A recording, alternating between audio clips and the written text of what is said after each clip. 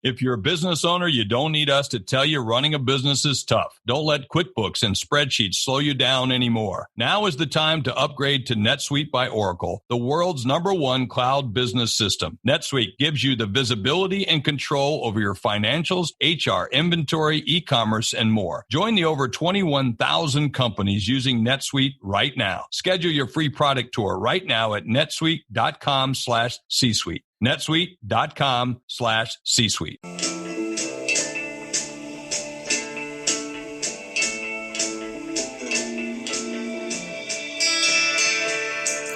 Welcome to the Superhero Homies podcast. My name is Quentin, and as always, I'm sitting here with the homie Kevin.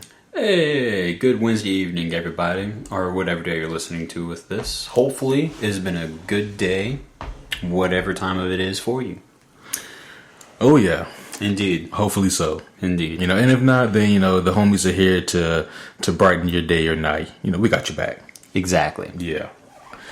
I mean, unless Ant-Man is your favorite movie in the MCU, in which case I may not quite have your back tonight. I was wondering who's going to say it first. Yeah. Oh, yeah. So tonight, guys, we're continuing our journey in covering the entire Marvel Cinematic Universe. Yeah. We're continuing it with Ant-Man tonight. Indeed. Would you say that this is our series? Like, we're doing the MCU series for the Superhero Homies podcast? I think it is. I mean, sure. That. No, Our Wednesday night series. Yeah. Sure. Yeah. So, we're doing this up until Infinity War. Exactly. And which then from there, yeah. is moving up, obviously. So it's ooh. Yeah, moving forward a week, so that does kind of change things for us. We kind of have to go back and like relook the schedule tonight. Yeah. Right. Yep. Oh dear. Ow. But it's all good though. Just this means Thanos is 1 week closer to getting here. I guess you got the space gem. He finally pushed the boost button in his ship a little bit. Like, guys, come on. We're taking months to do this, really? Well, he's been taking this sweet-ass time since, 2012. This is true. He's been doing this for quite some time. Since 2012, yeah. Since our appearance of him, yeah. Mm-hmm. Yes, indeed. Yep. Dadgummit Thanos. Right. I mean, I don't know what he's been doing, just kind of lounging around in space on this cool chair. He's been sitting in that little chair, just like, I kind of want to move out of this chair, but I don't. I can make the chair move, and then just live life in the chair. Right. Yeah. I do think I know what happened though. I think that Thanos was actually in. I think that he realized that he needed to light a fire on his own ass to get these gems together to put into his gauntlet, so he can conquer the universe like he's been planning to all the time. But in his motivation, he got a little too rushed and he ran off, not being fully prepared. That's why he doesn't have his battle armor or his helmet. That's why sense. He's rocking like a tank top. Yeah, with his bald head showing all the time. Just like, you know what? I don't even need that shit. I'm here. What are we doing? Oh, it's not time yet? Okay, I'll just punch the shit out of him for kicks and giggles then. Come here. Oh, yeah. Him being Iron Man. Mm-hmm. Oh, wait. Was it a punch? I can't remember. I always assume it's a punch. Oh, you're talking about in the trailer? In the trailer. It was a punch. It was a punch. Yes. Most definitely a punch. Yeah. All right, guys. So tonight, like we already said, we're covering Ant-Man. Which, by the way, is 2 words. Why? Yes, it is. Yes. Well, I mean, let's face it. It's like we were joking before. I wanted to make the joke here on the podcast where it's like, I Googled Ant-Man 1 word, and it's like, nothing, no results found. It's like, well, screw you, Google. You knew what I meant. You've been spying on me long enough now. Oh, yeah, look, even that Spider-Man car. I was telling you earlier, Spider-Man has a hyphen in it. Oh, dadgummit. It wasn't always like that. Was it? Guys, help me figure it out. I think it was, man. No. People are... What is that whole thing we were talking about? The Mandela effect? Yeah. This is that right now for me. Because I knew it did not always have a damn hyphen. Watch Incredible Hulk is going to have a hyphen now. That's right. And not even what you think it'd be. It'd be incredible. No, it's between the U and the L. Hulk. Yep. Anyways. Try to say that real quick. Just take the time. I think I'm going to take the time to go on with this podcast. No, damn it. Yeah. Come on. All right. Whatever. Yep. Okay. So, first of all, Kevin, I always ask you this question, and overall, what were your thoughts about Ant-Man? I mean, to be honest, I had to go back and watch this one, because as I pondering it preemptively in preparation for tonight, I sat there and said to myself, what do I remember which stood out about this movie? Paul Rudd, cool short people / miniaturized scenes, and T.I. What else do I remember? ... loading screen, eternal circle spinning. Well, shit, I got nothing. Right. Daggum. So it doesn't stand out to me. And that's the thing, like, what you mentioned exactly, even T.I. included, is that, you're right, the success of this movie hinges on Paul Rudd's charisma and the cool and creative cinematic scenes when he's shrinking. Yep, because they're not going to rely on a villain. No, sir. No. And after viewing this movie, I said to myself, if they had gotten a different actor, or if Paul Rudd had been a dud in this movie, and if they did just the lame, unoriginal cinematic scenes for the action, then this movie would have fell so flat. Exactly. Yeah. Like, this probably would have been like one of the bottom 3, like, scraping the barrel movies for Marvel, Yeah, it would have been pretty bad. I mean, I remember that this movie came out comparatively around the same time frame that Guardians of the Galaxy did. So people were saying, and I quote, "This is the Guardians of this year," And it's like... I think people said that because... I guess because for a lot of people, Ant-Man was unknown, like how Guardians were unknown. Yeah. Even though I think that...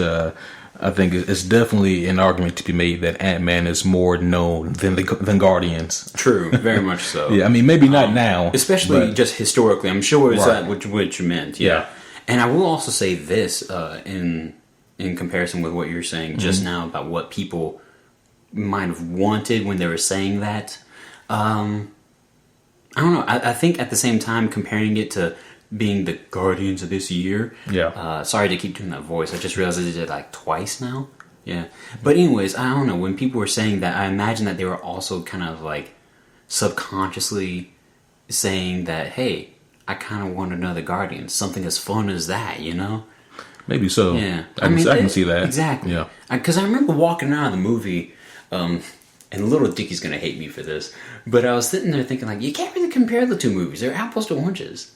Yeah. That shit like apples to oranges. Yeah. That phrase don't make no sense.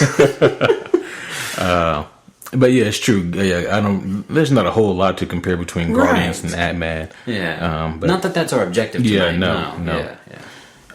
But yeah, like you said, overall, I kind of had the same thoughts about the movie. That it was still a really fun movie, but the things that this movie rushed upon it, and we're probably gonna hit these notes a few times, guys. So be prepared.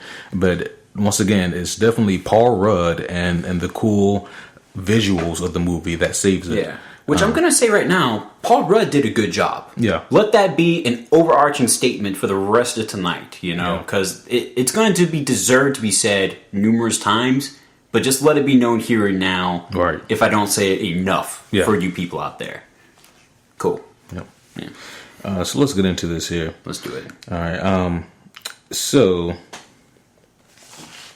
Okay, thank goodness that is not my first page of notes. Like, that makes no sense. I don't know where I was going.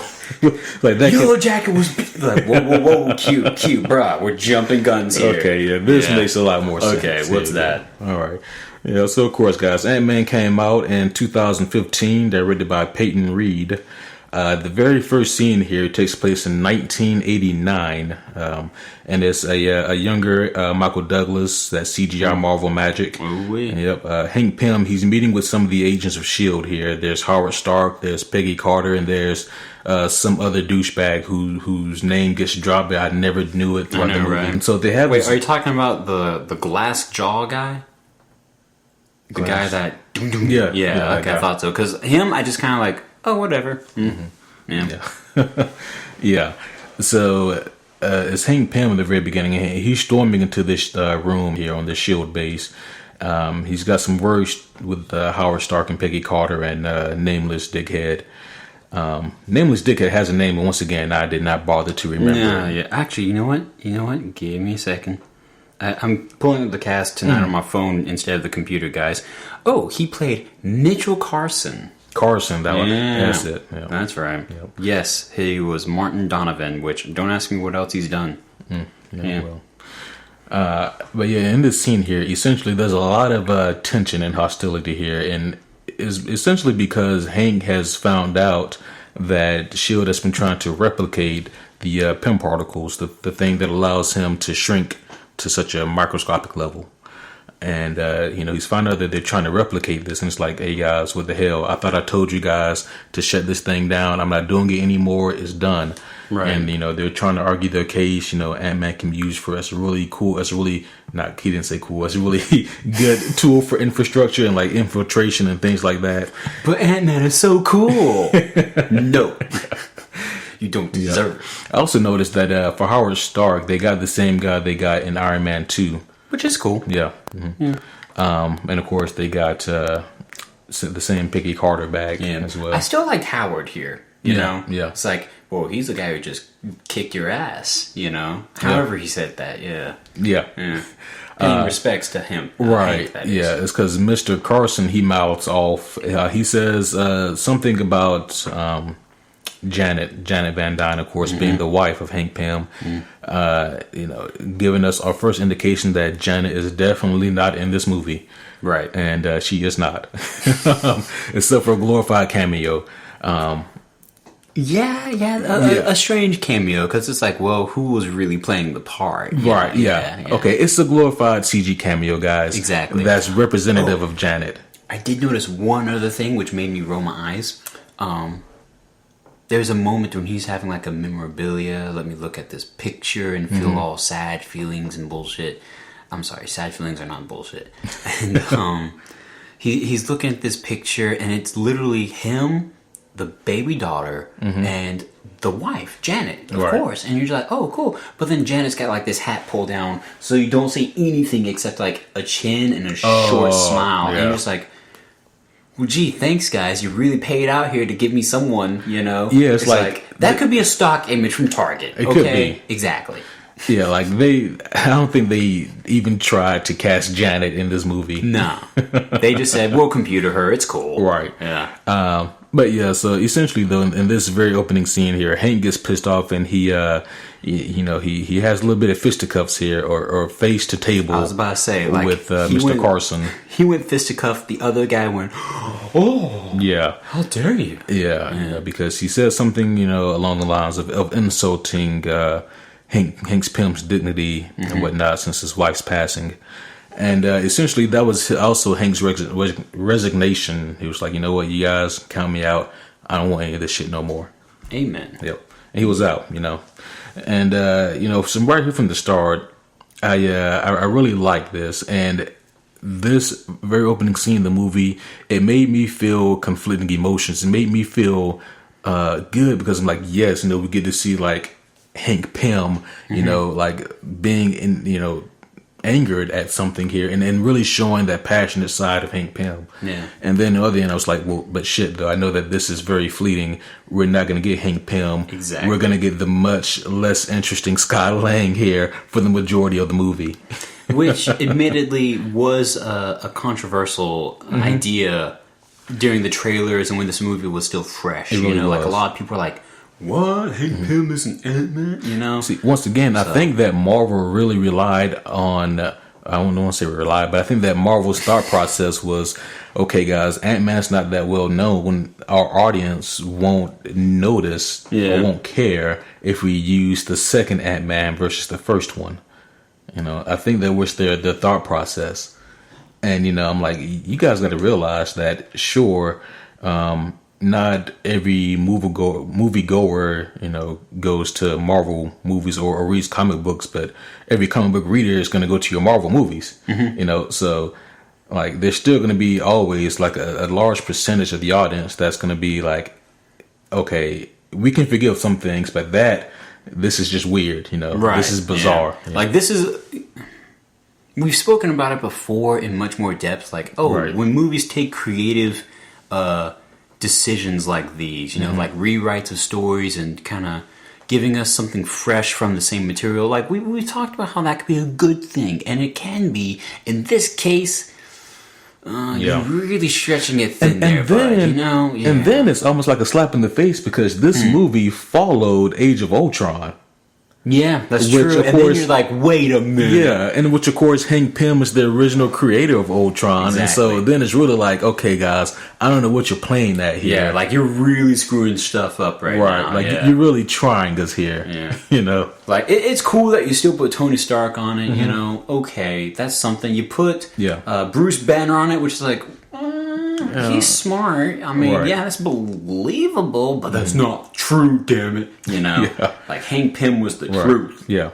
I mean, you know, and I'm not going to stay on this too much longer, but I do want to say this, though, is that, like, if they had no plans, at least no plans at that time to bring in Hank Pym or Ant-Man, then I can completely understand why you make Tony Stark and Bruce Banner the creator of Ultron. Right. Because you need, who else are you going to get to make it? Right. You know, it's got to be one of those two.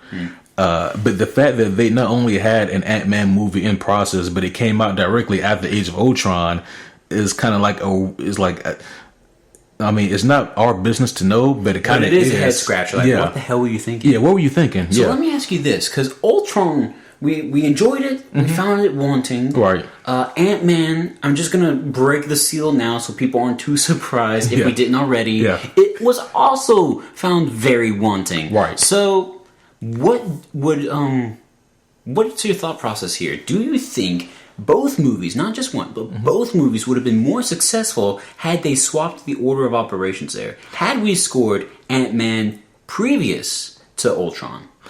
I most definitely think so. I think so too. I think that they would have had a stronger foundation for Ultron. I agree. Another hero to play with in the movie. Exactly. You know, either that or you do Ultron like you're doing Infinity War, and you make it a part 1 and a part 2, introducing Hank Pym in part 1, and then introducing Ultron maybe halfway through that one, and then having Ultron carry out throughout the rest of it. I mean, that way everything has enough time to breathe. Yep. And to unfold. And then you could really make a more quality villain here, and not like rush a plot and say, "I'm going to destroy the world. I need a body." Yeah. Like, I'm sorry, what? I got jet lag just now. Yeah. How do you think Paul Rudd would have done playing Hank Pym? Because like originally, back when this movie was still in production, like before it was even cast, there were rumors that Simon Pegg was going to play the part, which led people. I remember that. Thank you for reminding me, because I was super excited too. Because I'm a Simon Pegg fan. Right. That would have been very interesting. Yeah. I wonder if he could have turned off the British long enough, because even in Mission Impossible, he's quite British, isn't he? That's true. Exactly. Yeah. Yeah. Another person, and I know you don't watch this show.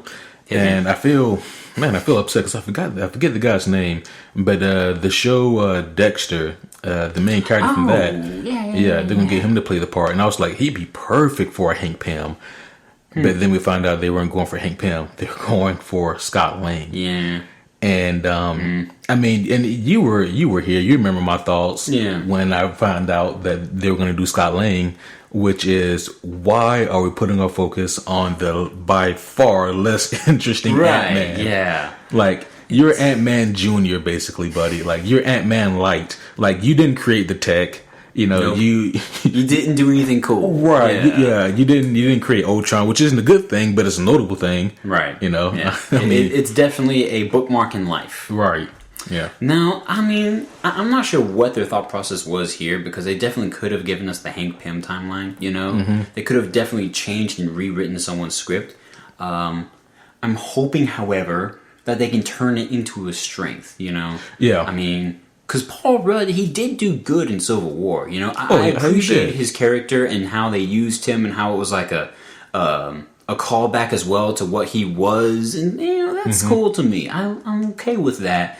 But I agree with you. We could have scored some Hank Pym up in there and still rewrote the whole thing so he's just meeting Janet and she's not some passed away stock photo image. Right. Yeah. I mean, because that's also another thing. Like, we don't even get Janet. No. We just hear she's about passed. her. Yeah. this deep, complex, real story in the comics about how Hank and Janet had a very rough, even abusive relationship. Yeah. Okay, that could have, put some real fresh breath into the Marvel. Oh, nope, she's dead? Yeah, she's okay, wow. She's just a rumor. We lie about her too. Oh, and we don't even get the truth till halfway through the movie. Oh, okay. I'm not feeling this, but okay. Yeah. Like, whatever. I don't know, man. It just baffled me how they could think about, let's do Ultron, guys. But and how do you mention Ultron and not have Hank Pym come up? That's exactly. Just, I don't know. It's just baffling. Yeah. But anyways, I thought though that all things considered, though, I did mostly enjoy this story here about Hank Pym being like, mostly a former member of S.H.I.E.L.D. kind of. Yeah.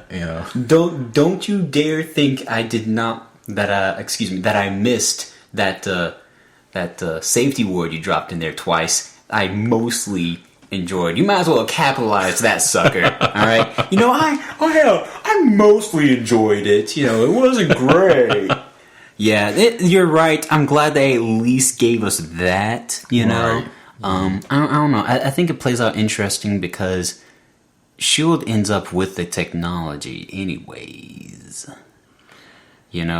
Do they? Yeah, I remember Samuel Jackson. I remember he was talking about it. Like, using Hank Pym particles. It was in a different movie. Oh, okay. But it was like, we used Hank Pym particles to really store a lot more of our supplies. Yeah, I think that may be a plot hole there because the whole thing was that.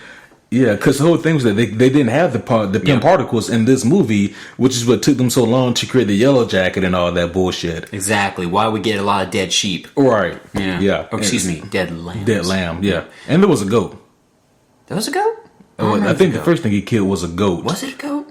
Sure. Yeah. It was a farm animal of some kind. Yeah, and then later on, he actually shrinks the lamb. That's right. The lamb was like, look, you didn't go to the slaughter. Yeah, but the goat wasn't so lucky. No, the goat became pudding. Yeah. And so did Frank. Poor Frank. We'll talk about Frank later on. Oh, Frank. So we gotta move on here. Geez, we spent like 20 minutes on that first scene. I mean, there's a lot to rate on that. There was. Did we even finish it? Yeah, we finished it. Yeah, we finished it. Yeah. So the next scene we get here is current day, and Scott Lang's in prison, and he's fighting with a big black guy named Peachy. Well, let's say fighting, quote unquote, as I air quote my fingers. You know? It was really interesting because at first in theaters you're like, oh man, I wouldn't want that large of a hand crossing my face either. Right. Like, dang. I'm thinking, okay, if they have Paul Rudd topple this ginormous mountain of a man, I'm going to roll my eyes so hard they make it stuck. Exactly. Like, at that point, it's like, I'm sorry. We're a fictional-based movie, but can we get some real-life ingredients in this, please? I don't completely just want a load of bullcrap in my burrito. Right. I want something quality, too, you know? Yeah. You know how there's some actors who you can believe that they can take certain people in the fights, and then there's other actors where you're like, I don't really buy it, but you know what? I'll suspend disbelief. Like Jason Statham, hands down. Jason Statham, I believe my money's on him. I'd bet on him. Yeah. I mean, guys like Jason Statham, like you said, I believe that he can do.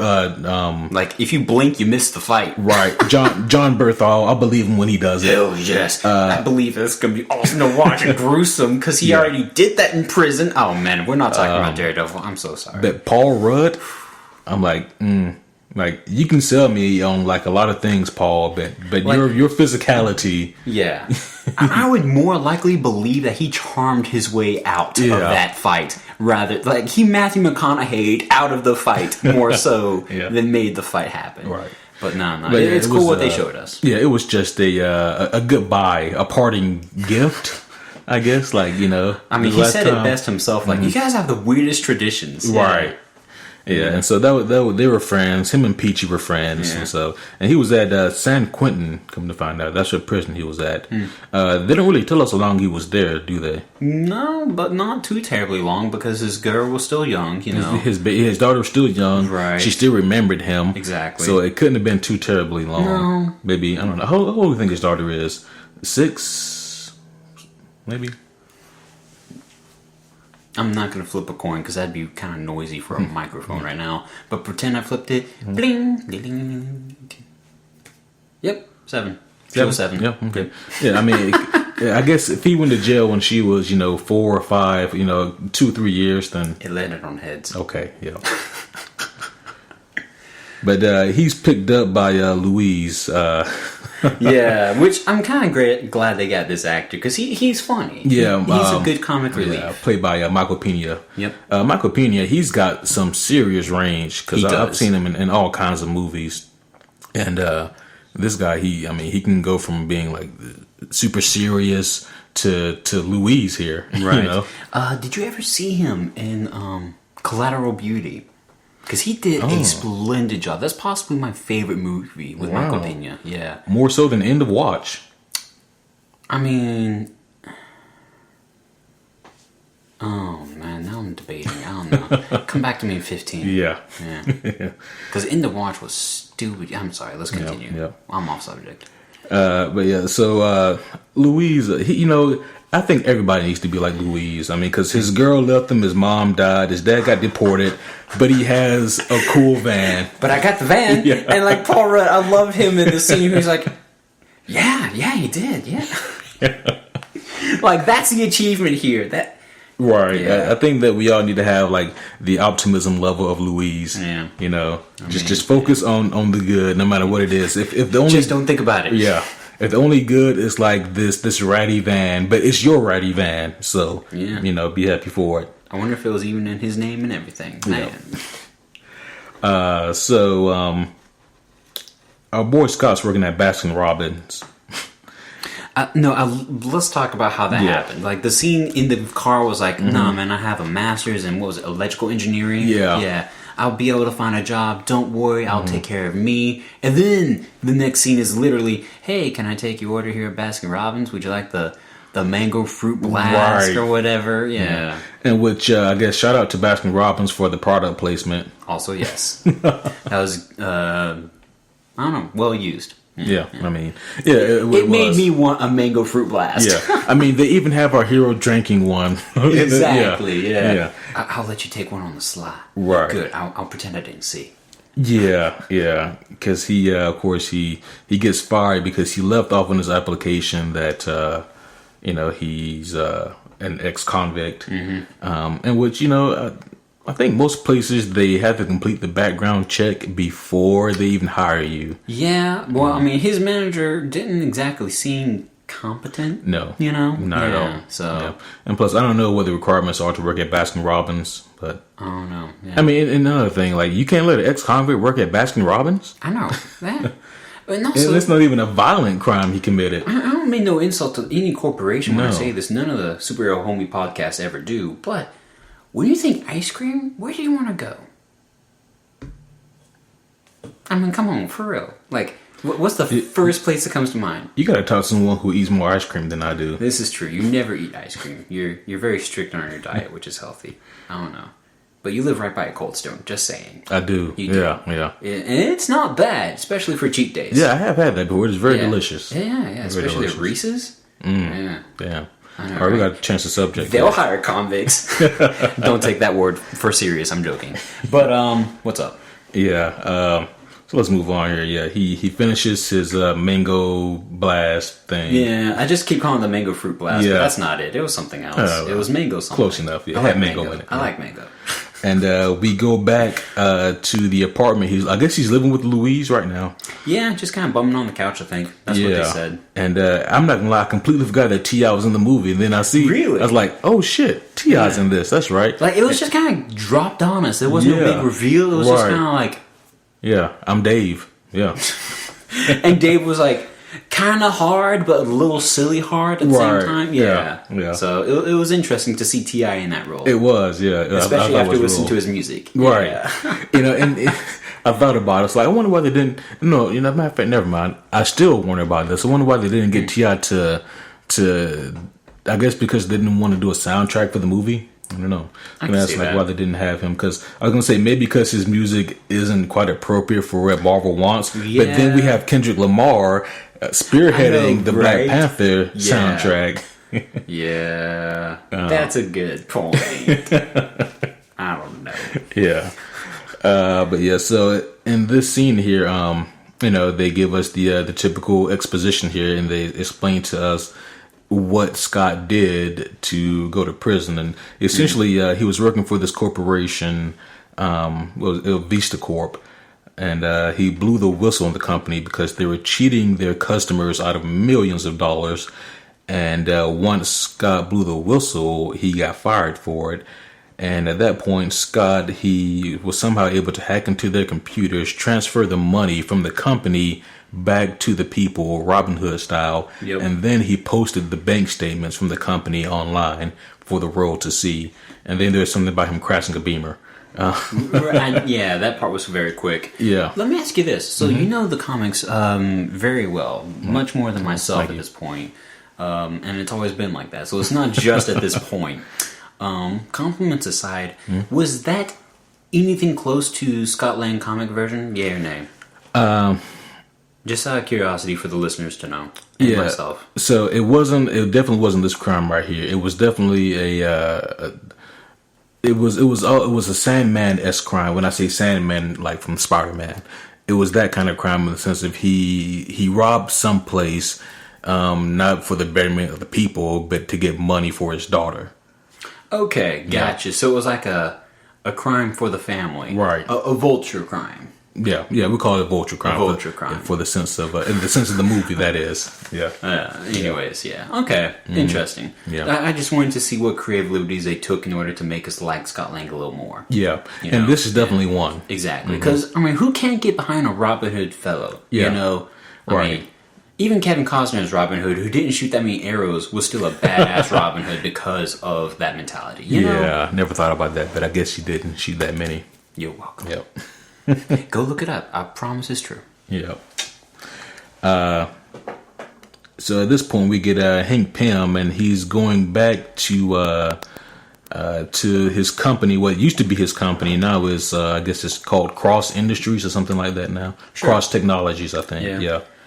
And but they still have Hank's picture on the wall. They do, yeah. I mean, well, I guess you can't. Well, you can delete history. We do it all the time. Oh yeah, no, are you kidding me? Yeah. And by we, I mean this country deletes history all the time. And conspiracy podcast. Not freaking, because it's freaking facts.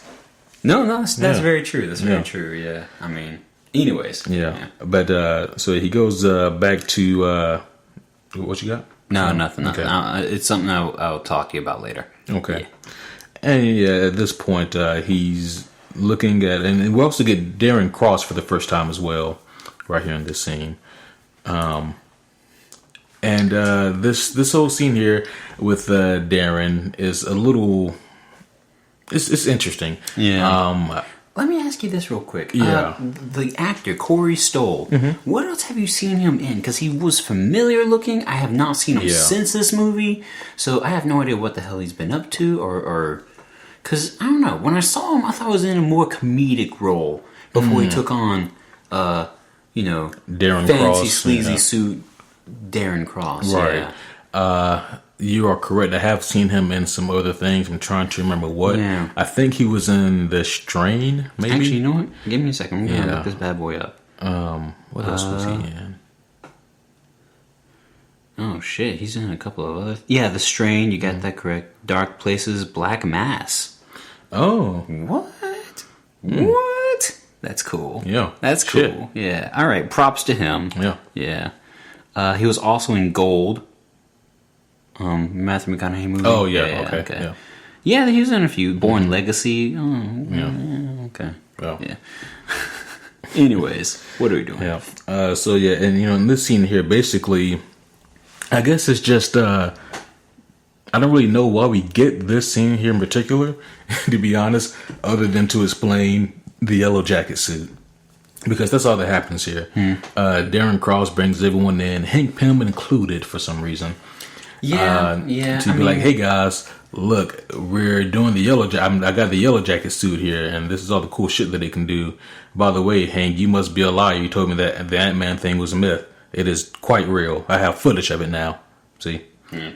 I think that was the only reason. Like, he wanted to play him. He wanted to say, hey, guess what? What's up, man? I love you. You're my mentor. You're full of shit. Yeah. Look at this. Is this you? This is you, right? And I think he really was trying to get a vendetta and like personal peace of mind. Yeah. There, you know. I can see that. Yeah, he was off his rocker already, and we can kind of feel that out here. Yeah, most definitely, and I am going to talk about that a little bit later, also, For sure. because that doesn't play to the strength of this character at all. No. It just I'll get there. Yeah, because you think a company full of smart people doing smart people things would have noticed, wait a minute, this dude's weird. Right. Yeah. Anyways. It's also interesting because during Darren's little speech here, he goes, when he's mentioning Ant-Man, he goes, they said it was just a myth. That it was just tales to astonish. And I was like, that's what you did there, you cheeky bastard. Ant-Man made his first appearance in Tales to Astonish, issue number 27. So Good call out. Yeah, that's right. So it was pretty cheeky of them to put that in there like that. That's always appreciated. Yeah. I have a question here in my notes. Could the Yellow Jacket suit look any more evil? That shit looks... that was my thought as well. I wish I wrote that down, but I didn't. Like, whenever he was showing, like, the little cool PowerPoint video that they made about the suit, like, look at all this shit it can do. It can do this, it can do that, it can cure you, or whatever. But yeah, even, like, the eye holes, the slits for people, the soldiers, to see through was like, oh, do they have to be crooked down like that? That's like cutting the vision, isn't it? Let's just make them open. Well, I'm not cool with that, Darren would say. And then everyone else, well, that doesn't make sense. It has to be that way. Yeah. Yeah. Yeah, basically. Yeah. You're right, though. That did just look evil as piss. Yeah, the suit looked like straight up villain bad guy. Yeah. Yellow Jackets don't even look that evil. Yeah, this movie gave Yellow Jackets a bad name. It really did. Also, during this scene here, What's up? I'll laugh now. There was one person besides Hank who spoke up, and his name was Frank.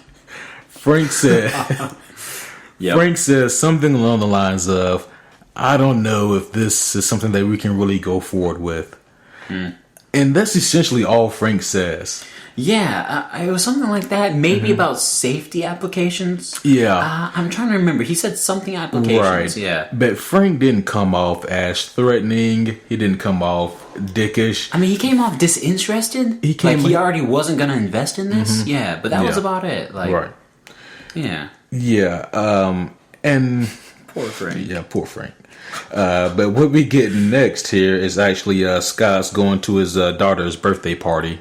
Which was awesome. Yeah. I thought that this was as good as it could be, all things considered, just because this is kind of another trope, not in superhero movies, but in movies in general.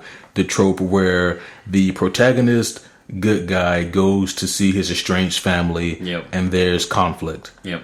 I mean, I was going to call it out if you weren't, This scene's purpose was to make us like Scott more. It was. It helped us to ground the idea that he's a family man, that he loves his daughter. There's family drama, so it's not all boring, Right. Yeah. There's a stepdad, There's something for us to cheer for. Right. And the stepdad's a cop. They had to throw that in there, too. Oh, of course. Yeah. He was played by a cool dude. Like, I recognize We've seen him in several things. He was Master of None. I loved his Yeah, part he was in Master of None. Yeah. He was in, what's that music show he was in on HBO? Sure. I watched like the first season of it. What was it called? His name is Bobby Cannavale. Yeah. Cannavale. I don't know how you want to say that. Yeah. He's legit Italian, so it's like, sure. Yeah, he's in a show also on HBO. It takes place in like the 70s, I think. He's like a music producer. It's a really interesting show. I can see that too. Yeah. He kind of plays that role really well. Oh, and the wife. Okay, I'm gonna nerd out here for a little bit, guys. Bear with me. So his wife was played by Judy Greer, who herself is a great vocal artist. Not in the sense of music, but more in the sense of voice talenting. She'll play the part. Whose wife? I'm sorry, Ant-Man's ex-wife. I was being misleading there. The mother of the daughter. What was the character's name? Maggie? Maggie. Yeah. Maggie. And the daughter's name is Cassie. Yeah. I see what they did there. But no, Maggie was played by Judy Greer, who does a lot of great like voice acting talent and whatnot. She was an Archer. That's a different actress. No, that was her. The same one. Yeah, she played Cheryl. Yeah. Okay. She was also in Arrested Development, which Was she? whatever. Yeah. It's been so long since I've seen that show. Yeah, she was the secretary. She was the secretary. I don't know. That show wasn't that good to me in the long run. So I was like, well, I think because you watched the later seasons, I did. I stopped where it originally ended, and I haven't seen anything. right. But Which would be the better course of action? Take Q's lead here, people. Don't watch all of that show. But no, Judy Greer, great actress, great voice talent. The end. Quite nice. So yeah, let's see here. So the next scene we get here is when, and this scene was so weird and out of place, and I feel like we missed a lot. And this scene I'm talking about in particular is we see Frank. He's in the bathroom taking a piss. He turns around and Darren Cross is right there waiting on him. I'm like, okay, what now? Is there only one stall, Darren? What's going on, bruh? Yeah, Yeah. and so it was kind of jarring. I'm like, why are you here? Like, why are you waiting on this man? The other one's out of order. We have others. We yeah. There's not just two. Yeah, seriously. And they have a few words, and then he shoots him with, I guess, his screwed up version of the Pym particles. Like Pym Shrink. Yeah, Pym Shrink-a-dink. I guess. And I'm like, okay, you just killed Frank because Frank didn't want to go through with your plan. There's a few things that I just scratch my head at this. One, how come no one ever mentions Frank again? I know, right? like it sounds like his death wasn't even necessary. Like, what did Frank have a family? Did he have a wife to go home to? Maybe a disinterested kid? You know, right? There were cops there, but none of the cops thought about the missing person that was Frank. Right. You know. Yeah. Which I guess they dispose, quote unquote, the body pretty well. You know, turn him into a little pile of goop and throw it away. Yeah, if Frank has a family though, and they report him missing, they're going to go to the job to see when's the last time that anyone here has seen Frank. Oh, the security camera see him getting on the elevator here with Darren, huh? But he doesn't get off. Well, no, it's more like we see him going to the restroom, and we don't see him come out. I thought it was in the elevator where he actually killed him, though. It was right there in the restroom. Oh, yeah? Yeah. Well, in that case, even worse. Like, we see one man go in too, second man came out, and first man never came out. Yeah. Yeah. Yeah. I mean, the only purpose of this scene and of poor Frank's death is just to show us that Darren is a little crazy. Mm-hmm. But my whole thing is, why? Like, what about this is worth killing for? Like, what are you getting out of this that you feel that killing is the motive? Like, we never get into the mind of Darren Cross enough. They just tell us that Darren is psychotic, and that's that. They expect us to take it at that and just run with it. Yeah. Like, Which I guess for some people that was enough, but then for people that actually thought about it, I mean, let's just look at it from the aspect of the company. Let's pretend Frank was an alone man who was, a test tube baby, didn't have a legit mother, whatever the hell you want to say. All of a sudden, the other business partners was like, wait a minute, wasn't there a guy here who kind of said no to this last time we were here? Where did he go? His seat's empty. What was that guy's name? Frank, that's right. Yeah. I mean, you're right. It very much just comes at us at face value, and it's like, here, take this, believe this. This is what we're giving you. Oh, okay. Yeah, it's like the film is blatantly trying to tell us, hey guys, in case you didn't know, this is going to be your bad guy here. This guy here. I know, right? Yeah. And this is going to verify it. Look at him be crazy. Right. You see, he just killed that guy for almost no reason. He's crazy. Yeah. Well, yeah, that was no reason, guys. You could have given us something. Yeah, something. And there was no something else to show further anger. Like, he threatened him or something like that. Then it's like, okay, I would have taken that at least. Something. Yeah. I mean, and also at this point, we really don't also understand how important this whole project is to him. Apparently, it's important enough for him to kill for. Apparently. And, later on, I think that they tried to write themselves out of that messy trouble by saying that if you take the formula without the helmet on, it can change your brain. So I guess we're led to believe that Darren took some of this stuff. I mean, we're led to believe that, but once again, I'm just trying to hit the movie out here at this point. Yeah, I mean that is what they said, because at a later scene, Hank's daughter we see her telling Darren, like, look, it's the particles playing with your head. They're just screwing up with you because, he's been exposed too much or whatever, So, I mean, they implement it well, but it's like, oh, you're relying on this as a really thick safety net. Yeah, it's not enough to make a good or compelling villain. Like, your story's weak. If this was a college paper, your professor would have given you a C+. Okay? If you're lucky. If you're damn lucky. I'm not gonna lie. I'm gonna go ahead and say this up front. Yellow Jacket is one of the worst villains in the MCU. Yep. Like he ranks above Zemo, so that's the bar for shittiness. I know, right? Zemo's probably the bottom right now. Yeah, knock on wood. he ranks above Zemo, but not barely. That's not an achievement. No, he might. We are better villains than Zemo. Damn it! Oh shit! I know, right? Yeah. But yeah. Anyways, though, I just did have cool miniature fight scenes, which we'll talk about, obviously. Yeah. But it's like, well, what else is on the list of pros? Well, it's like Yellow Jacket could have been a robot for all we care. That's true. Yeah, it could have been a Ultron prototype. Could have been. Yeah, could have been. Yep. What's up? Yeah. So next we have Darren and Hope. They're out on a date. Of course. Hope Pym, she's being played by Evangeline Lilly. Another Lord of the Rings alumni here. Yeah. Or technically The Hobbit, but, same universe. Yeah. And I do really like her. I think that she's a really fun actress. I really love her acting and most of what I see her in. I'm not gonna lie though, for most of this movie, I find her one-dimensional and unlikable. Yeah, same here. Mm-hmm. Yeah. Okay. I kind of related her a little bit to Cersei a little bit, actually.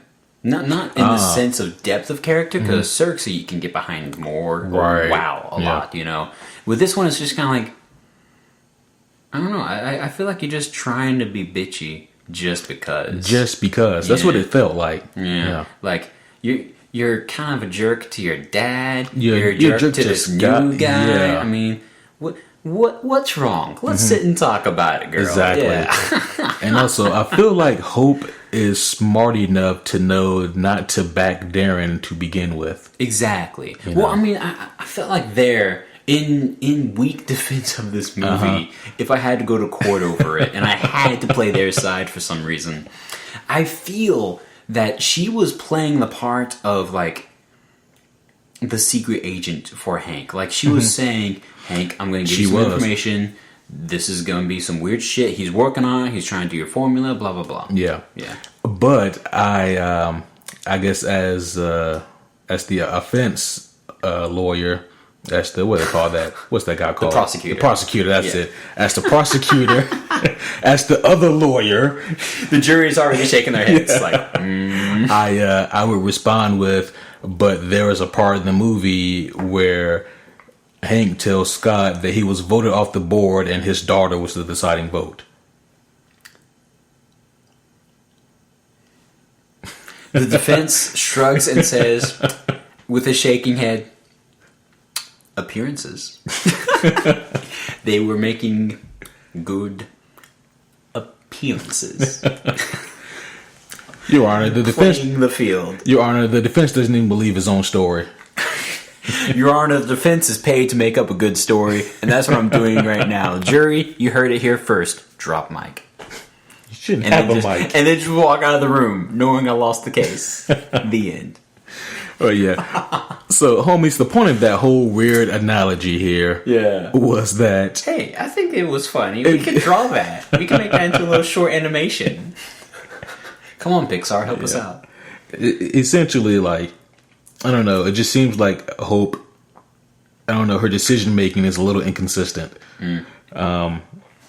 It's like Darren has to be blatantly batshit crazy for her to finally be like, you know what, maybe, this whole thing is not, like the hint that he's coming to the house to most likely kill your dad isn't a big enough hint. Like, that's not a flare gun being shot in your general direction. No, I guess not. Whatever.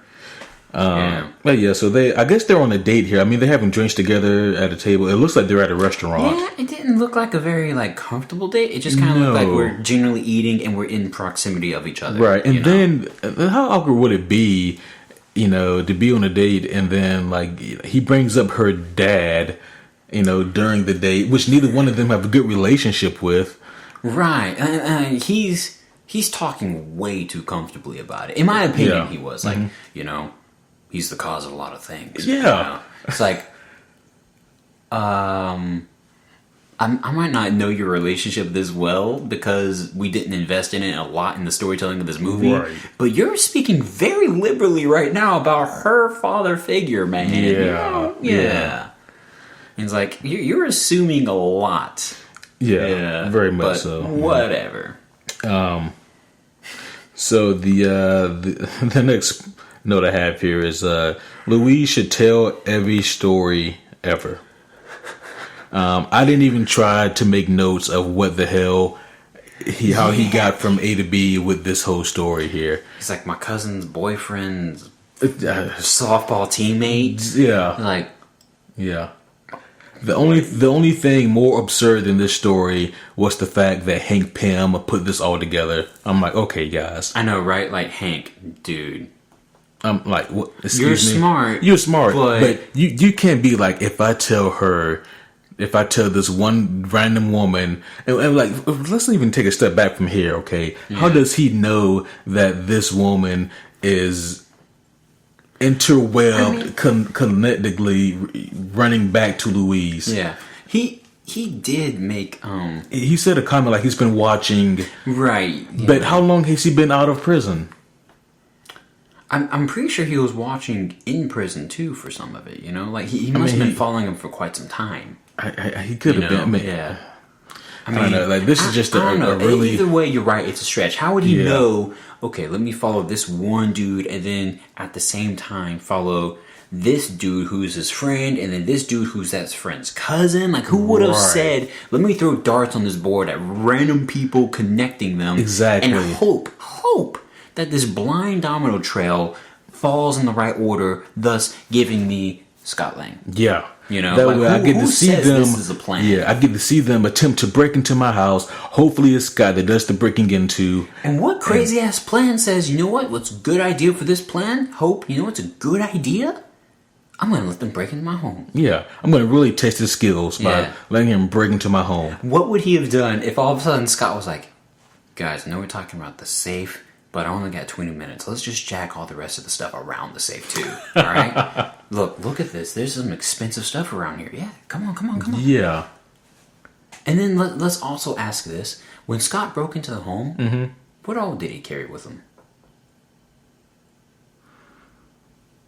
He had the backpack. Right. Okay. All black clothing, and apparently he picked up his skill set of parkour, which was cool to watch, but also Paul Rudd. Yeah. And this also leads to. Let's introduce it with this, and then I'll proceed with my question. Okay. This also leads to another thing. So remember when I first opened up my notes, people, and I said this doesn't make any sense. Okay. That's because I opened up the wrong page. But now I'm at this point here. Okay. And the question was, can you really make a fingerprint the way he did?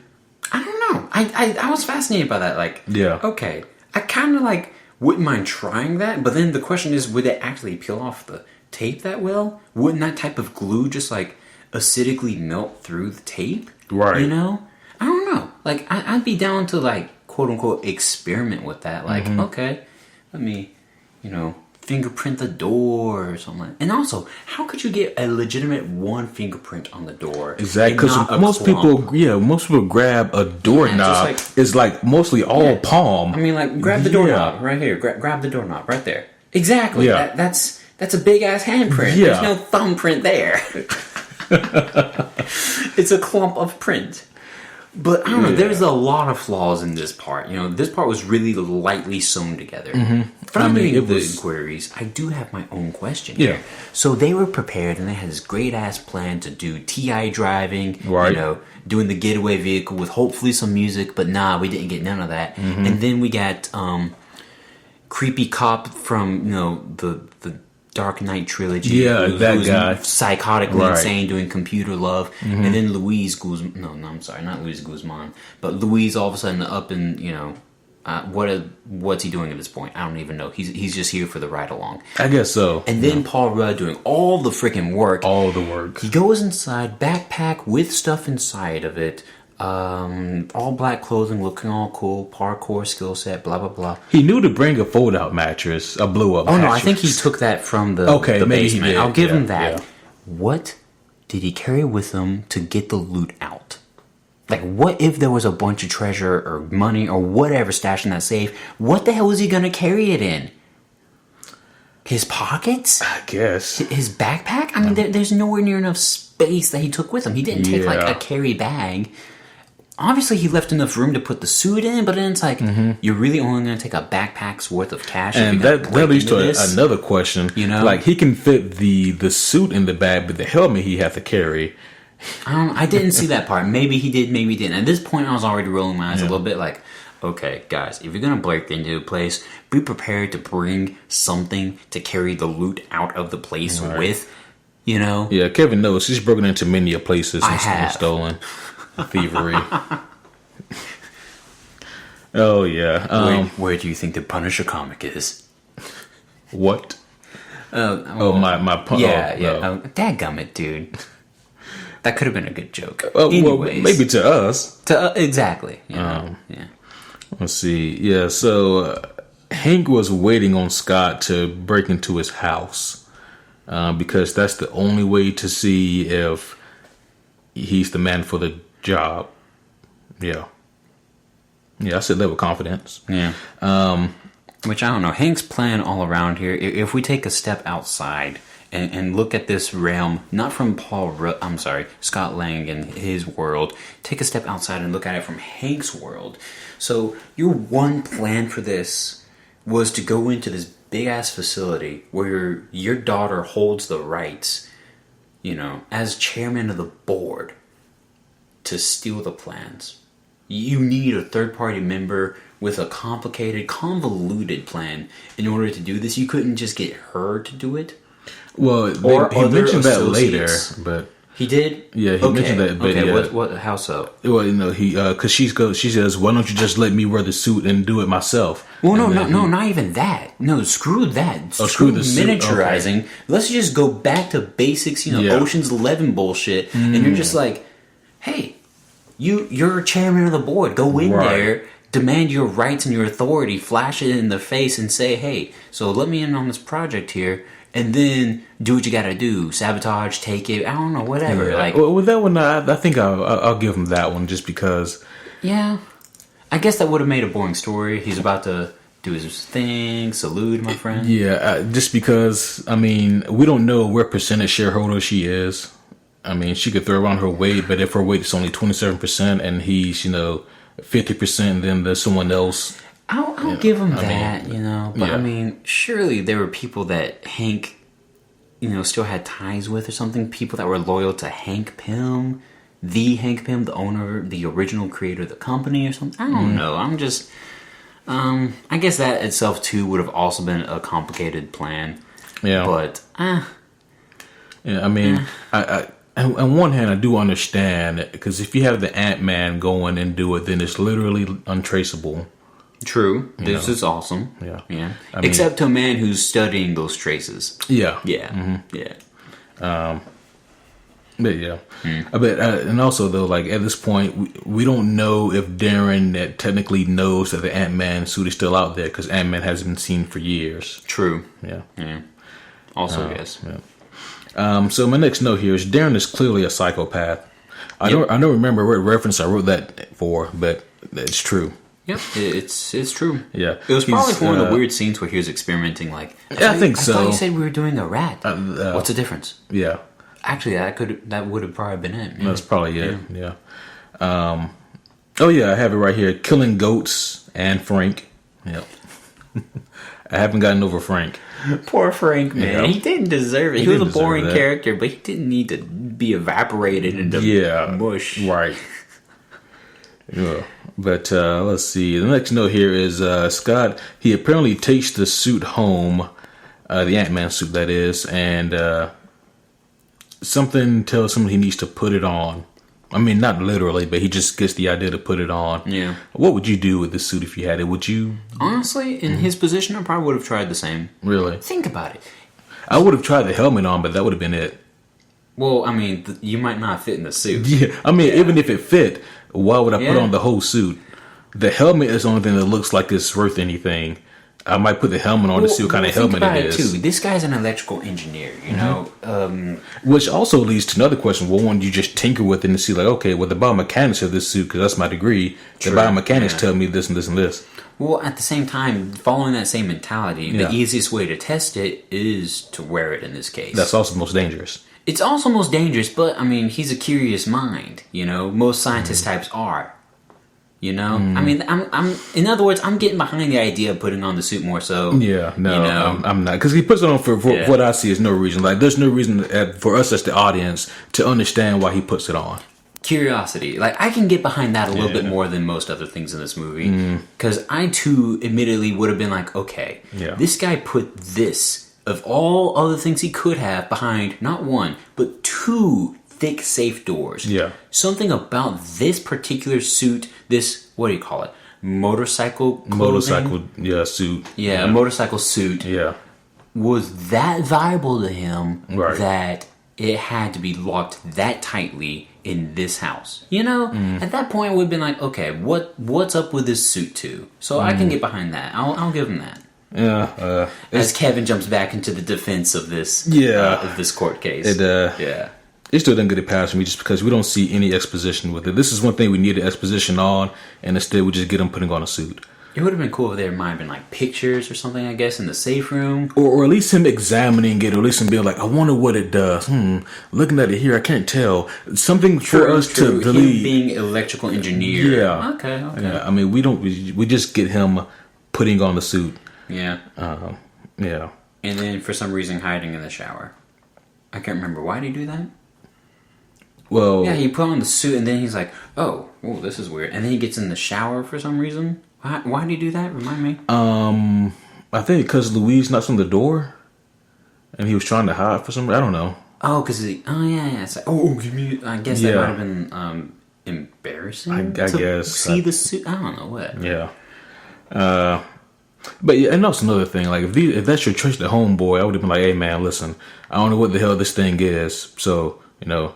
Like, if this thing catches fire, I'm going to need you to put me out. Right. You know, in other words, I would want to tell somebody that I'm doing this incredibly risky thing before I do it. Yeah. That's a good point. Yeah. That would have been a smart scientist style thing to do. Yeah. Not a Paul Rudd. Let me see what this is about. Life. Yeah. And so he starts pushing the buttons on the hands of the suit, and then he shrinks. And this is where we get our first, real intricate shrink scene, is what I call it. Yeah. Which was really cool. I thought so. I thought so, too. Yeah. And I'm glad that they were really creative with this, because they could have been, you know, they could have made it boring and unoriginal, and, you know, but instead they really did, you know, take advantage of this, and they ran with it. I mean... He didn't just go and fall into the bathtub. Instead, somehow he goes into the bathtub, the water turns on, and then... He's able to get out. Yeah. And then fall through, like, wood in the floor. Right. We see go all to the rave party. Yeah. It was super well done. It was cool. Yeah. And what's this rave party? Because... Was it day outside? It was day outside, wasn't it? Yeah, it was day outside. Yeah, they had a rave party in the middle of the day. It looked like these were the types that were doing raves all the time. Like, they were raving when he first came back home, too, you know? Yeah. This is just the eternal rave.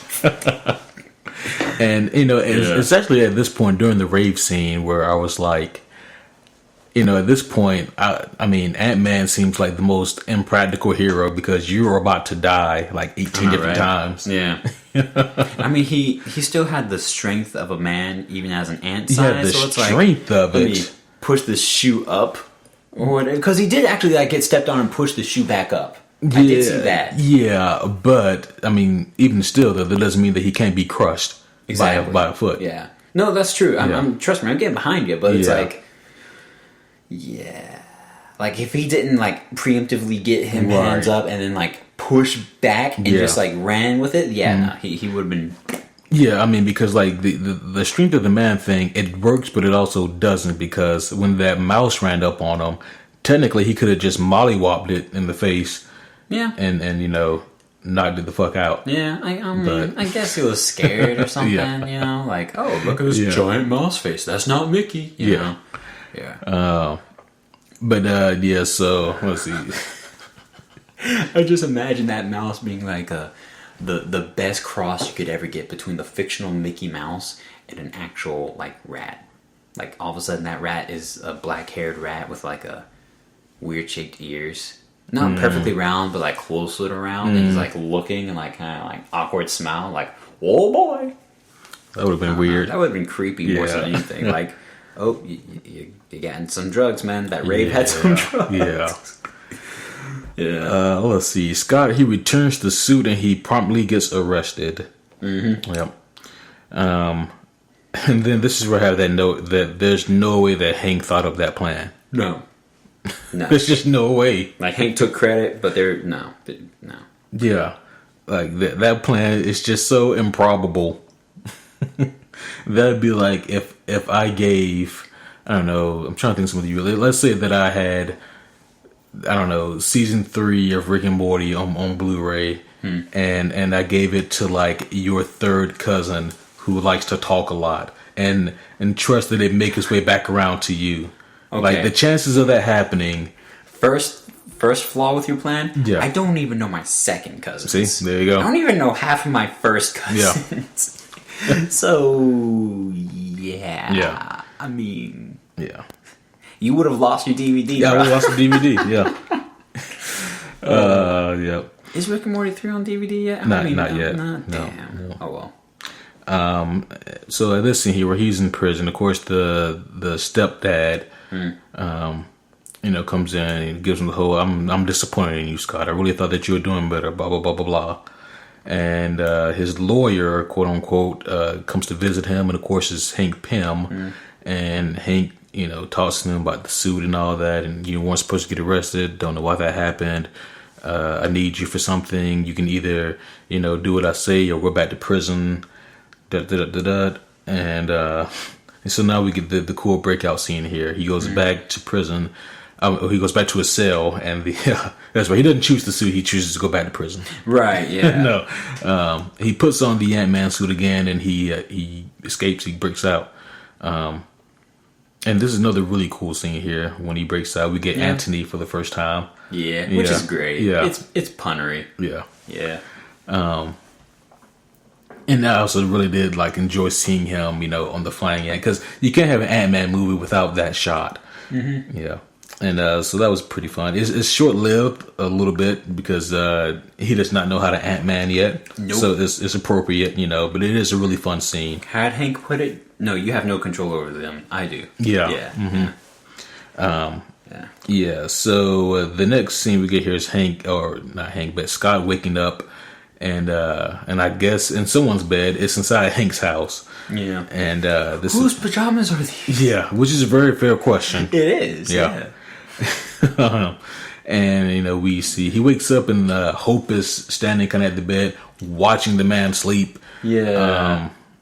There's a lot of weird things. People like to watch people do stuff in this movie. Darren likes to watch Frank piss. Yeah, just like that. Yeah, just like that. As I did a creepy stare. Yeah. Apparently Hope likes to watch Scott sleep. Yeah. I don't know. Yeah. But yeah, so he wakes up and there's these dangerous ass ants at his bed. What are they called? They're like some kind of breed fire ants. So scientific fire ant. Scientific name. Yeah, I thought they said that they were not Titanic or Titanium or tarantula ants or something. Yeah, tarantula fire ants. Yeah, I thought something like maybe. that. Yeah, I can't remember. Right. But it was basically saying if these guys bite you, it's venomous type thing. Or it's okay. And then I don't know, because help me understand and or remember the scene more correctly. Mm-hmm. The ants were there saying, hey, these are a safeguard. If you did something stupid as you slept. Okay? Yeah. But then as soon as he gets up out of the bed, it's oh, I take a step, the ants disperse. I take another step, those ants disperse. So it's like, these aren't good guards, or were they just letting them through? Yeah, my thought was that they were letting him through, but if he did anything he wasn't supposed to do, he was going to get mauled. That was my thought.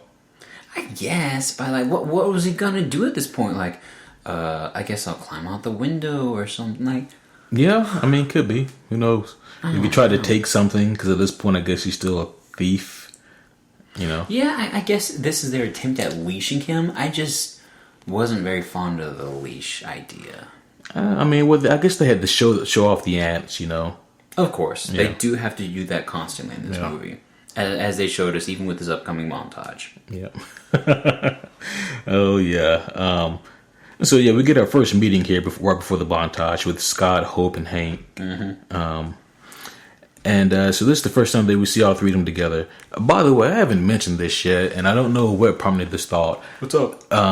But Hope Pym, or Hope Van Dyne, whatever you want to call her, Sure. she's technically not a character in the Marvel Universe. She's not in the 616. I was wondering we were going to bring that up. No, she's not in the 616. I think she is like an alternative universe. Yeah. But I think she's a villain there, like the Red Queen or something. Yeah. And in that universe, she is the daughter of Hank Pym and Janet Van Dyne. But yeah, she's like the leader of like the Revengers in this alternative universe. But Okay. yeah, yeah, Cool. but yeah, and for this sake though, she is a good person. And, Okay. Yep. Yeah. Well, Because why not? yeah, because why not? Because they killed Janet. Because we can't use Janet, obviously. Why can't we? Because, Steve, we can't use Janet. I'm sorry, that guy's name was Frank, and he got killed. Yeah. He's the one in the board who said, but why can't we use Janet and Hank, guys? Well, Frank, we're going to put a scene in this movie where we kill you. How's that sound, buddy? Yeah. I have here that Scott actually makes a good call. He suggests calling the Avengers versus this dumbass plan. And I have not a bad idea written down. And of course, Hank says some bullshit like, oh, well, you know, I don't want to give information to the Starks. Last time I trusted a Stark. Yeah, something about like insulting Iron Man's suit. Like, we're not playing with their technology or their toy technology or something like that. It was insulting the Iron Man suit, and it was like, I think it was more insulting to the heritage of the Stark names, what he was getting at. And then like, I know he also debunked the Iron Man suit somehow. Yeah. And it's like, I don't know. Like, your idea is impressive, but so is that, dude. Like, Yeah. I mean, Yeah, very much so. Yeah. Yeah. But to be fair, though, he thought up his, like, must have been back in the 70s. Well before the Iron Man suit was made. Yeah. Yeah.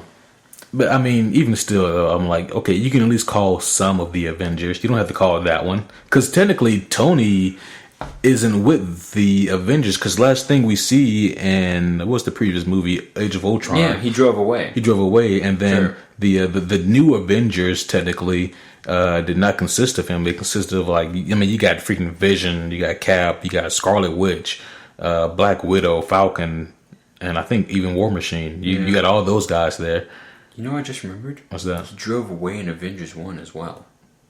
Like, he was still on the team, but he ended his time in the movie by driving away with Bruce. Yeah. So if he drives away in this movie, I'm going to be a little upset. Like, guys, you can't only show us so many flashy cars. Gonna drive away in a fancy hearse. But yeah. Damn. Yeah. Anyways, though, I just thought that was I mean, not a bad idea. I'm glad that they at least mentioned it in the movie. Call the Avengers, man. Exactly, yeah. They actually do have a couple of call-outs. Let me ask you this. Yeah. Okay, so on the casting list, they said that Captain America was in the movie. That Chris Evans was in the movie. Yeah. Which scene was he in? Help me remember. Post-credit scene. Oh, duh, that one. But I thought it meant like he wasn't in the actual movie. He was only in. Yeah. Interesting, because then they don't have. Let's talk about that later. Okay. Let's not pull that forward right now. Let's keep going. Yep. Hope is not that likable. We already mentioned that, but I had it written down and I had to mention it again. Yep. At this point, she's still not that likable. I know, right? Yeah, which is unfortunate because, like I said, I do like this actress. a lot. Yeah. I mean, at this point, this is during the montage where she's all of a sudden like in a hissy fit, like, you can't do this. How can you not do this? And let me see all my ants. And they're blocking the light and being almost villainous, actually, which is ironic considering we were talking about the Red Queen earlier. Yeah, indeed. Yeah. And I'm glad you mentioned that. The next note we have here is the montage scene. The first one, we get 2 montages. That's true. Yep. So one where he's kind of sucking. Yeah, of course. There always has to be that in your montage. The first half where the hero sucks, and then the second one where he's doing better. Yeah. So and then the montage, we get a lot of fun stuff. I'm not gonna lie, I did enjoy the montage. Yeah, the montage was cool. Yeah, the movie knows to get me, because I am a sucker for montages. I blame it on me viewing Rocky at such a young age. But that's the whole thing with him trying to jump through the keyhole, and I can see that being tricky. Yeah, I can understand why. That's really peculiar timing. Yeah, I mean, what if he accidentally blows himself up to normal size when he's in the keyhole? I'm not sure what would be broken first, the door or his skull. Right? Yeah. Ooh, it's a good question. Deus Ex Regulator here. He mentions the regulator and how he thinks that he can tinker with it and make it better. Yep. And of course, let me see. Yeah, and of course Hank's like, no, never mess with the regulator, never. You never know. You'll just keep shrinking from existence. Yeah, you go into to your life and your loved ones. Yeah. Yeah, and of course you had to say it all ghastly. Right. Like, okay, that's not an obvious lead in to what happened to Janet. Thanks, bruh. Yeah. And then what do you call it? It's called the subatomic? Yeah, subatomic is what he called it. To the subatomic level, which we kind of saw, but whatever. Yep, and that reminds me of my next note here. Janet Van Dyne is dead, and she gets a glorified cameo. Yep. And the very... I'm sorry, is glorified quoted? It should be. It deserves to be quoted. It's true. It is. Yeah. And it is, because we technically don't get Janet Van Dyne, we get the Wasp. Yeah. I mean, in full outfit, so we don't see her face or anything. We don't even hear her, do we? She doesn't say anything. No, because he's narrating. Sound is. I can't even remember if we heard the missile flying or something, or the shrinking. No. But the only thing I remember hearing from that scene is besides him narrating is him actually in that scene saying, "No, Janet," or something like that. Yeah. And she just played with the belt, and all of a sudden, I'm shrinking forever. Yeah. Yep. Yeah. Which I have a question about that, but we'll save it for much later. In the movie. Okay. Yeah. We will definitely get there. I'm sure you have the same. Okay. Probably. Indeed. Okay. Probably. Yeah, so Janet's dead, folks. Then we get the second montage when he's not sucking as much. He's learning to control the ants a little bit. He's because of course the second montage happens after Hope and Hank get into their 8th fight, and she goes in the car, and then Scott follows her in the car, and then she says, "Imagine your loved ones at stake," and then he does that, and then of course he's able to control the ants then. Oh yeah, sure. Because reasons, because every movie did it before you. As creative as the action in this movie is, and the action and Paul Rudd once again are the saving graces here. Everything else is a little uncreative. It's overdone, oversaturated, or just underthought. Yeah. It's like they're not trying to do anything.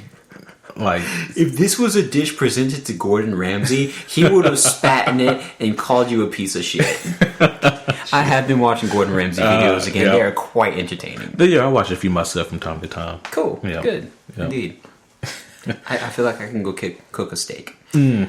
Yeah. So, we get the second montage, like I said. He's not sucking as much now.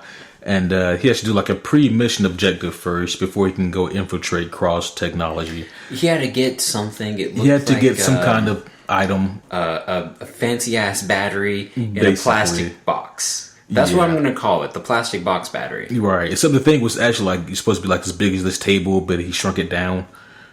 Basically, So, in other words, bear with me here. He shrunk it down from large size to pocket size. Yeah. But then he himself, in taking the thing, had to shrink himself down even further. So he Inception shrunk I made that up. He Inception shrunk, super shrunk, if you will. The plastic battery box. I think what he did was he shrunk himself first, and then he threw the shrinking thing. Oh, that's right, the Shrinkadink disc. Yeah, the Shrinkadink disc, yeah. I love that. The Shrinkadink disc. Yes. Yeah. Copyright. But yeah, so they tell him that,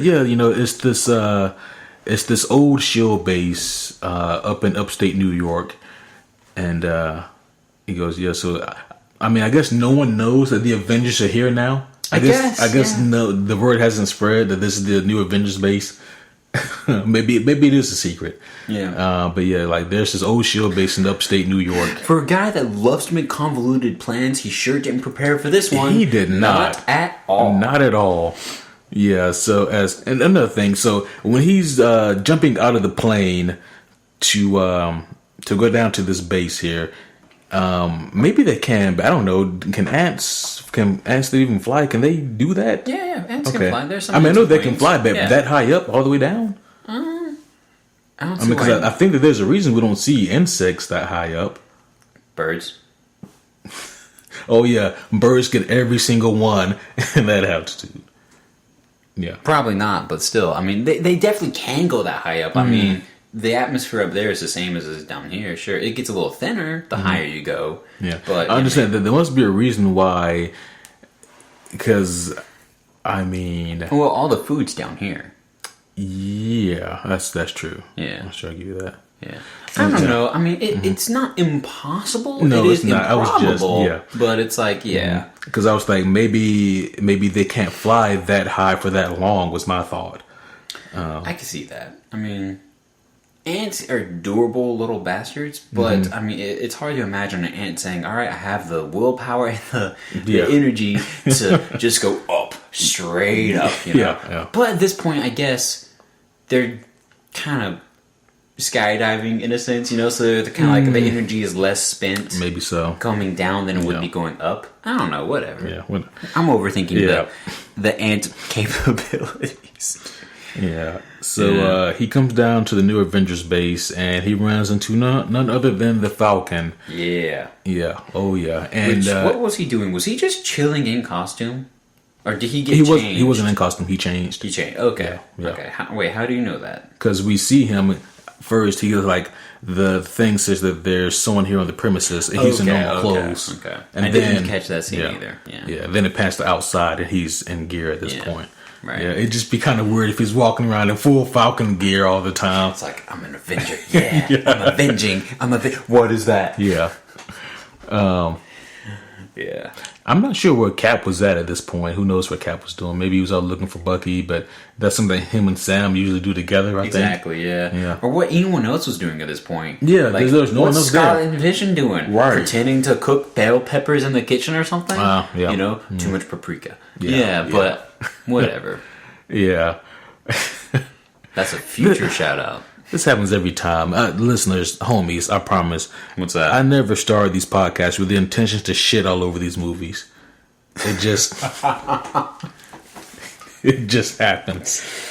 Because believe it or not... It kind of does. Believe it or not, I do actually enjoy these movies. I mean, we do. We have fun watching them in theaters. We have fun talking about them in person. We have fun talking about them with you guys. Right. I have fun most times rewatching them. But, I mean, whenever we sit down here with the purpose and intent of fleshing out this movie and diversifying it, talking about it, really pulling it apart, we find a lot of flaws. And this is what you guys get 100% of the time. And you're right. We do kind of call shit for shit. Yeah. But the good news is that this scene is actually one of the highlights of the movie. It is. It was really cool. This is definitely one of my favorite parts of the movie. Yeah. The Falcon Ant-Man fight was tremendous because they played both strengths really well. Mm-hmm. So it was definitely really, really good, really fun. Falcon versus Ant. Who would win? Yeah. Definitely the Falcon, right? Oh yeah, the Falcon would rip it apart like, I'm sorry, what are you to a god? Essentially, yeah. Which Falcons don't eat ants. No, they eat other They eat the They're things. carnivores. Yeah, they will eat the things that eat the ants. It's like, you are my food's food. Yeah. Ron Swanson joke here. Yeah. But but this was a really fun scene though, and what I really enjoyed the most about this scene is that Marvel didn't show this in a trailer. That's true. And this is the only time that we've been surprised. Yeah. That is a great point. Yeah. Yeah. I mean, just think of like, I mean, shit, most superhero movies do it. I mean, I think if Batman vs. Superman hadn't shown Wonder Woman and Doomsday the oh shit factor when they arrive, it would have been much better. Oh yeah, I think about that. Most superhero movies have this thing where like they just can't hide their boner. They have to sell seats. Yeah, You know? Yeah. And this is what's going to put butts in seats. Kind of like the whole Iron Man and Homecoming thing, you know? Yeah. And we'll talk a lot more about that. But Yeah. I remember you and I both were just like grinding our teeth because it's like, what the shit, Marvel? Why do you have to do this? Yeah, you know what? We weren't the only ones that noticed that, because I remember for the Homecoming posters, there were a lot of people that made these fake posters with Robert Downey Jr. as the lead. Yeah. And like you see him in a bunch of poses and Right. then Spider-Man in the corner. It's like, guys, come on, be legit here. Give us some good movie tactics. Give us something quality. Don't sell me bullshit tickets because you just want to make money. Yeah. Okay? We get you're going to make money. Right. You're going to make buku money anyways. Yeah, and so kudos to whoever stopped Marvel from posting this in the trailer, because you know that they wanted to. Yeah. You know that they wanted to put Falcon in the trailer. They'd be like, look, guys, another Avengers in this one, you know. Yeah, So- that's a great point. So whomever had the creative power to tell them, no, Yeah. buckle your seatbelt and sit your ass down. Yeah, then exactly. Good. Yeah. And also, I guess kudos to Marvel for keeping the lid on an Infinity War so far. You know, because so far we haven't seen a lot. Knock on wood. Yeah, I mean, I'm sure we're gonna get another trailer before the movie comes out. I'm still not going to watch it. And I've still only seen the one, and I'm quite happy about that. Yep. I know. I'm definitely. Yeah, I know we're different. Yeah, I know. we- That's yeah, cool. we are- That's cool. we are so different on that. It just really Yeah. worked well for me for Black Panther. So I was Yeah. like, you know what? I'm going to do it again for Infinity. Yeah, but Yeah. I mean, the second trailer didn't Nope. do anything. What are you talking about? Nope. But anyways, What's that? The Falcon fight is a really fun scene here, Yeah. and I'm glad that they put this in this movie. It was a pleasant surprise. So Scott, he gets the device, and at this point, Darren comes in to visit Hank. And so, yeah, we get the creepy Darren scene again. Darren's there doing creepy Darren shit. Yeah. Hope she drugged the new crew. Did you catch that? Like T.I. and Louise. No. Yeah, I put half a Xanax in their drink Yeah. and sat them down with Dad to let him talk about how the suit works and all of it. And it was Yeah. like, I'm sorry, you're bringing these people on, but you're gonna drug them already. Yeah. Oh, drug them, period. Like, Yeah. you're drugging these people? Like, That's true. I did say. yeah. All right, Kevin. Remind me to never take an open container from Are you sure I got this drink for you, buddy? Yeah, Yeah. no thank you. Dang. Yeah. But yeah, so they're bringing in the new crew because they're going to need some help, which does make sense. And I'm glad that they're bringing these guys on for something else, you know? Yeah. I mean, you didn't bring T.I. out to not make music. And, Exactly. Be in one scene. Yeah. Or technically two at this point. Right. 3. Yeah, one of them was a little weak, so 2.5. Yeah. The next 'Cause, thing we like, get. the one you're talking about, the one where he's just like playing Xbox or something with him. Well, no. The first scene we get is when we first meet the crew in Right. Louise's hotel. Second scene we get is the heist, the first heist. Right. And then the third scene we get here is now when they Oh, when at the this new crew point. mix up. Right, Yeah. right. Yeah, okay. I thought you meant the scene where Scott comes home and he's like, you know what? Tell me about the job. Give me a hint. And they're all like playing Xbox or whatever. Yeah. And he's like, yeah, whatever. Anyways. Yep. So the next thing we get here is really the big heist scene here. They have this whole elaborate plan mapped out, kind of almost Ocean's 11 style, but with more science fiction superhero stuff. Right. And there's no cool mislead direction. No, Yeah, It was all yeah. semi-directional. Mm-hmm. Or There's another scene in here. So like at this point, I'm already like shitting on Darren because Darren is the worst. I mean, not the worst in the good sense of that he's a good villain. No, you're just the worst, Yeah. Darren.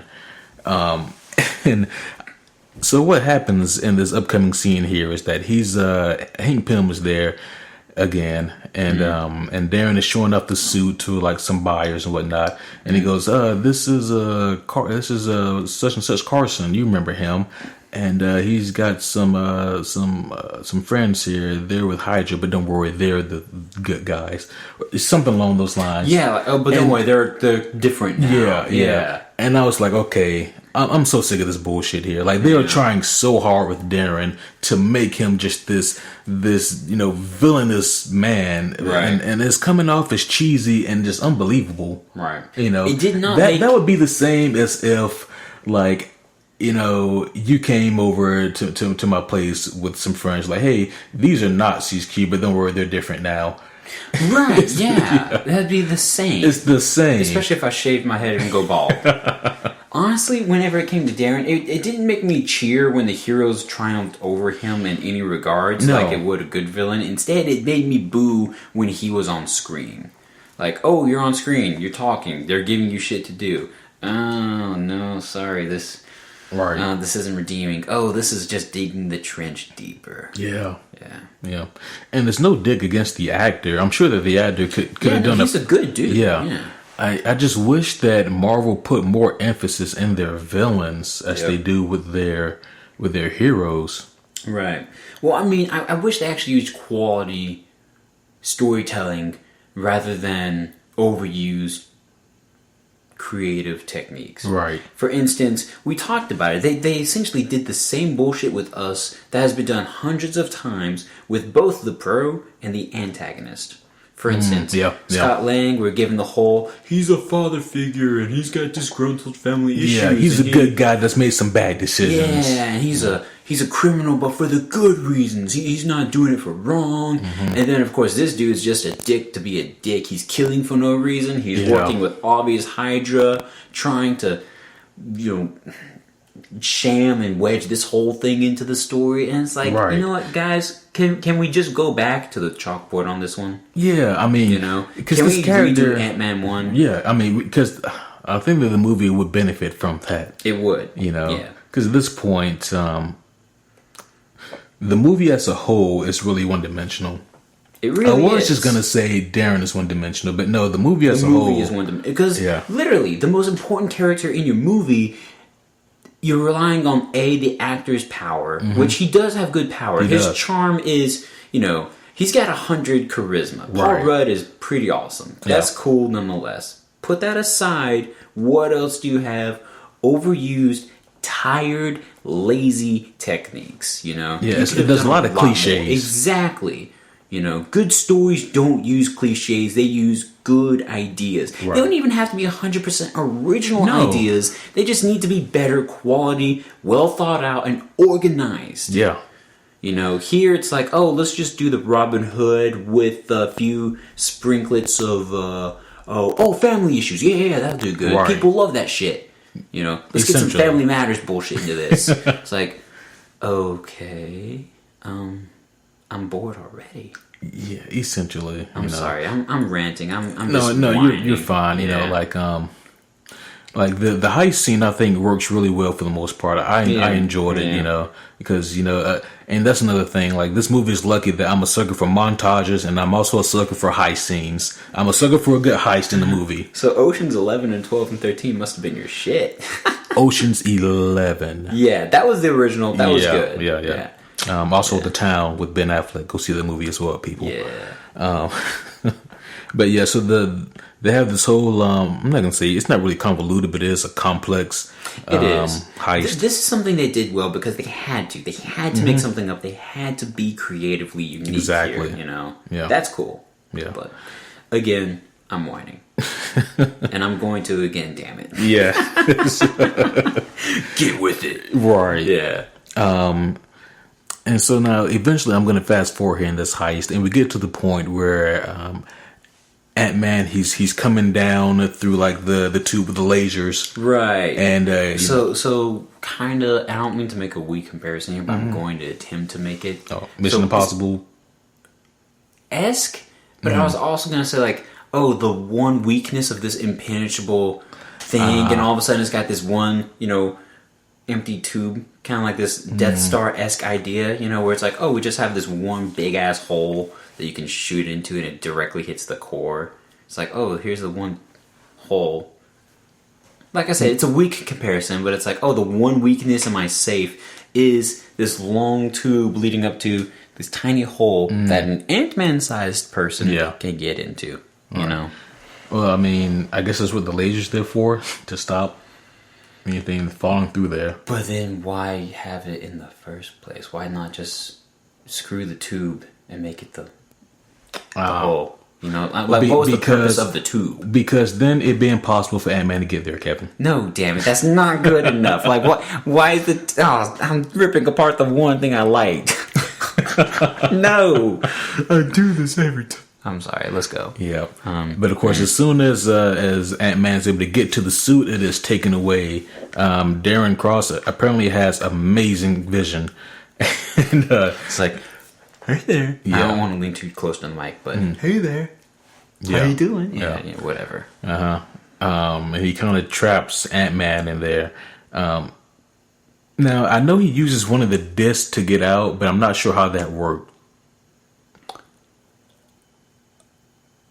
He grew too large for the glass. That was my thought, but I'm like, that's not what happened because he bust through it. I mean, maybe as he was, I don't know. I'm just gonna move on, people. We're gonna move on. Just don't think about it. Just don't think about it. That is like one of the golden rules of this podcast. It is. If there's something that we can't even explain, then just don't think about it. Yeah. Just move on. It was less tempered from the inside. We'll get the good shit on the outside, and I'll just put like quartz on the inside. Right. Yeah. Put the sugar glass on the inside. It's fine. Yeah. But yeah, so there's a brief fight scene here, a little bit of a tussle, and Darren Cross, he makes off with the Yellow Jacket suit and I guess some serum or something else, and he gets on a helicopter. Moving on here, just so we can, just so we can get through here. It's a bunch of action stuff right now, guys. You know, gunshots and pew pews. It's like, oh, we gotta get away. Yeah. So yeah, the next thing that happens here is that Ant-Man's trying to catch up to Darren Cross, and Anthony gets shot. Which I guess for him, it wouldn't be a bullet. It would be more like a bullet bill. Like, oh, that's a big ass bullet coming my way. It'd be more like getting hit with a cannon. True. Yeah. Because that's essentially what happens. I was thinking Mario. Oh yeah. That's a big bullet for Mario. That's true. Yeah. So, it's essentially the same thing except faster moving. Yeah, and without a face. Right. Yeah. And I'm like, what are the chances that not only is it Anthony that gets hit, but Ant-Man is left completely unharmed? Right. Like, this bullet was aimed directly at Anthony. Which, kudos to the lucky shot you made, buddy. Yeah, you shot an ant. You deserve a marksman medal. You shot an ant. Like, one ant in particular. Exactly. You said, man, screw this guy's ant. I don't want to shoot him. I just want to shoot his ride. Boom. Yeah. Hell of a shot. Exactly. Yeah. Like, if you play video games, you guys know the achievement icon should have popped up on the top left of that dude's HUD. Like, bing, bronze. Damn, that's just a bronze trophy. It's just a bronze. Yeah. Let's see. So as they're flying away on the helicopter, we get the Ant-Man Yellow Jacket fight on the helicopter, and evil costume is evil. Yep, evil costume is definitely evil. Who knew? Yep. Yeah. And I've said this before, and I hope I don't have to say this too many more times. You're gonna say it 2 more times. I said too many more times. Exactly. Oh, okay. But once again, Marvel loves to do this thing of duplicate villains, of clone villains, where you take the good guy and you make an evil version of him, and then they do battle. Even Black Panther did it, and once again, I don't think it was necessary for Black Panther. Black Panther is still an amazing movie, didn't need it, but Marvel did it anyway. Yeah. They did it with Ant-Man, did it with Doctor Strange, did it with Iron Man. Oh shit! Wait, okay, think about it in order. So Iron Man. Technically, Captain America. I'll give you that one. Yeah, I was about to say Captain America. No, I'd still take it because Red Skull attempted to be like him. Right. Yeah. So Iron Man, let's try going the order. Hulk. So Iron Man, Hulk with Abomination. of course. Yep. Iron Man, Hulk, Cap. Cap. No, he didn't go next. Who went next? Thor. Yeah, you're right. But Thor didn't do it. He did fight a god like himself. I mean, but it was. It wasn't a god of hammer, thunder, right? love or Yeah, whatever, yeah. Like we said, Thor hasn't had that fight yet. The closest thing he's had was with Malekith, like a physical opponent. True. Okay, so in other words, we've had him, Cap. So that's Iron Man, Hulk, Cap. Yep. Avengers, not really. Nope. What came after Avengers? Iron Man 2? 3. No, we forgot about Iron Man 2. Iron We skipped 2. Iron Man 2. Not really. Whiplash, kind of. Yeah. He's different. He's different enough. Yeah. Then we get Thor 2. Thor 2. No, Thor 3. I mean, Iron Man 3. We're all over the place here. I know, right? War movies? Yeah, after Avengers 1, we get Iron Man 3. Which he didn't do it here, no. I mean, yeah, he didn't do anything there. No. Well said. And then we get... Malekith. Malekith. Yeah, not really. No, that's not... Okay, so far we're still at 3, Yeah, but then we still go on. Yeah, it's mostly the origin movies, though, so I'm getting that, though. Like Stephen Strange. Yep. You're right about that. Mm-hmm. Black Panther, of course, he did it. Yep. Ant-Man already did it. Yep. Shit. Yeah, so my guess is that for Captain Marvel, Carol Danvers is just going to feel like, I don't know, evil Carol Danvers. Yep, exactly. Some Kree version or something. She's going to fight like a brain-controlled Marvel or something. Or maybe a scroll controlled. There you go. Without dropping the scroll. Yeah. Well, I guess they could drop it. They could. They can at least drop the wording now. Yeah, whatever. But yeah, the reason we brought all that up, though, is just because Ant-Man and Yellow Jacket's just another one of those fights from Marvel that it's just the good guy, but an evil version of him. People eat this up. We're not tired of it yet. We haven't overused it yet. Yeah, It's cool. yeah. We still have some of the ingredients in the... Right. Yeah. Thankfully, though, I mean, I don't know if we want to call Spider-Man as because it technically isn't an origin movie. But, Which one? Homecoming? Yeah. No. He didn't do it. He definitely didn't do it. No. Yeah. Yeah. But It's funny. Oh my gosh. The one case where we kind of need it might not even have it. Venom. yeah, That's another thought. That's another thought. But yeah, I mean, even though this is like a one of those hero duplicate fights, I still enjoyed it for what it was because they're able to be creative with it. So I enjoyed it. The fact that Yellow Jacket has no personality. I mean, Yellow Jacket has even less personality than Darren Cross.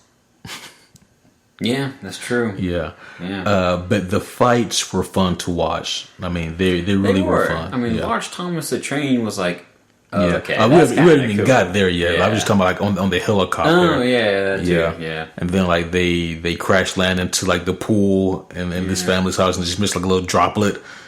And then they explode out of that in like huge form, and then he knocks Yellow Jacket into the bug zapper, which was great. Yeah. I hated the fact that Ant-Man was taken down with the taser by his I guess. Oh yeah, the cop dude. Yeah. It was and then he's getting taken to jail, and then Yellow Jacket goes to. I guess he knows where. Yeah, he somehow learned by being shocked where this dude lives, and he's like, "Hey, I'm gonna go get this guy's daughter." Which, wait, what? Well, I guess like there was a part of the movie earlier where Hank and Darren are talking, and Darren he even mentions that. Yeah, I know that Hope was there the whole time, and that Scott Lang was there also. The guy from prison, he mentions that. Yeah. So I guess maybe he had been doing his homework too.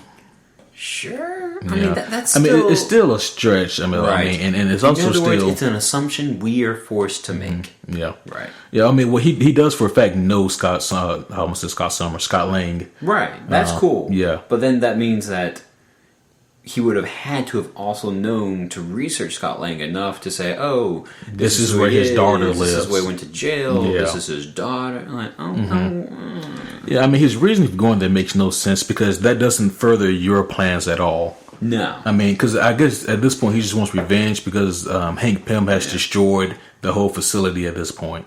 At this point, I guess he just went even more psychotic because the bug zapper shocked his brain to being more psycho. I guess you know, sure. I don't know. Yeah, that's just what I'm coloring in. Right. I'd be pissed if I was shocked like that too. That's a whole body shock. It's true. But yeah, so then we get the cool ass fight scene here with the Thomas the Train. This was fantastic. You know, like I said during the Avengers podcast, like whenever we do our top 10 favorite fight scenes from the MCU, I think that this is going to be in there as well. Because as much as I hate Yellow Jacket in this movie, I do love this fight scene. Yeah, it was a fun and different kind for us to use. Yeah, it was good. This is again where they had to use a fresh creative process. Exactly. Yeah. Which, guys, keep doing that. Yeah. But try to do it all the way around the movie. Exactly. For everything, not just your fights and whatever else, but your story as well. Yeah. Yeah. Mm-hmm. I mean, so yeah, he finally beats Yellow Jacket by going subatomic and going into the suit and doing some real shit. You know, it's interesting. When Yellow Jacket died, like, that wasn't the thing that people cared about. It was about him going subatomic, you know? Yeah. Like, I mean, Yellow Jacket, whatever the hell happened to him. Oh, he's done? Okay, he's done. Okay, cool, yeah. All right, Darren, you're out of the movie. Right. Yeah. And so now we get the part where Scott, he's gone subatomic and he's continuously shrinking and shrinking and shrinking, and he's at a state now where, like, the smartest of brains can only theorize of what the hell happens, you know. Now you mentioned something earlier, and I think that this is going to come back here now.